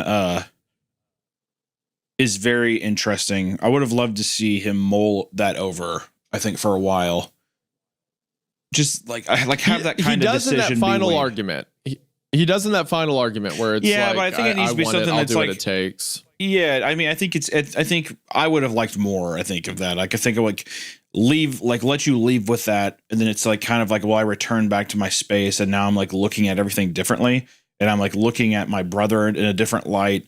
Just that kind of selfish nature to where I think he has to work through it more and earn that kind of like selfless take, you know. Which once again, this is just you know, food for thought, hindsight after reading things or whatever, but. That would have been fun. There's just a lot of great things about this, and I think that like it's always fun to, you know, with these character pieces. This is also two great stories with a lot of great characters. just being able to like, we lived with these characters for so long that you just kind of like, just want more of them. You know, it's like a kind of a similar thing we have in a lot of our episodes. It's like with these good stories is just wanting more from some of the stuff just to kind of exist in the world with those characters for a bit longer. But this was awesome. I mean, this was a great one. Dopamine, I think, really has, I mean, also too, Dopamine writes so much. I don't know. Have you noticed that? Yeah, I have an announcement I just discovered about that in a second. But I have one more question about the story before we get to that. Yep. What did you think of the feathered man at the end with the eyes, the thousands of eyes? I think it's representative of the forest, of what she thinks her father is, like a greater spirit in it. Because it's clear to me that a lot of what's happening is in the spiritual realm, because sometimes he looks at the skulls and they're just skulls. Sometimes he looks and they're the grown heads, right? Yeah. So it's like almost a limbo between the real world and the spiritual. So I think he's like the essence of the forest, the monster she was afraid of. But he's not really a monster. He's more of a keeper that she has pinned her fear, her horrors on. He's there 1 minute, gone the next. I pictured it more as her brother. I think that in the head. What I thought was the interesting, thousands of eyes in the forest. Yeah, that tracks. That with all of his buddies. But to me, what was interesting is that we only ever get to interact with him in this peaceful way whenever she's not there, to where I think even her siblings understand that she is lost a bit. Like I don't think that they fully, at least to me, I don't think that they fully buy in to what she's selling or whatever. And I think like that's also why they like say run. I think that they're a product of her selfishness, I think is the big thing. Yeah. That would track. I could see that. And that's also why at the end, whenever they leave or whatever, whenever his family leaves, I don't know if it's, I don't know how good of an ending. Like, I don't know. I guess I mean, like, I don't know how much of a positive ending it is versus like, if he would have let them just slip on, would they have like, cause now they exist in there. Like now Wendy is there, revealing herself again. She shakes her head and like they go in there. And now even when he goes back years later, Noah is smiling and he like reaches for him before he slips back into the forest. Like it's a thing where I don't know how positive I'm supposed to feel about it, I guess. I'm curious what people think, but it's one of those things where would it have been better just to let them go naturally, you know, versus this this other thing. Of trying to find a way to save them, kind of like a Pet Cemetery meme or whatever. Yeah, sometimes dead's better. That kind of that is what a lot of it felt like. Pet Cemetery, or like the reference I made earlier, Coraline. How like the kids go down the well, and then the Belden mother like keeps a collection of them and treats everyone like, "Oh, you're my favorite. You're the first." But it's just to add to the collection. It's very similar to that. Man, this was so good. Okay, so. While looking it up, I should have done this on the previous story. My apologies for not doing it now. So Dopabine's actual name is R.C. Bowman. And she is a published writer with a ton of stories. Nice. So if you go on, we'll leave a link to it in the description. If you go on Amazon, she has a ton of like paperbacks you can buy.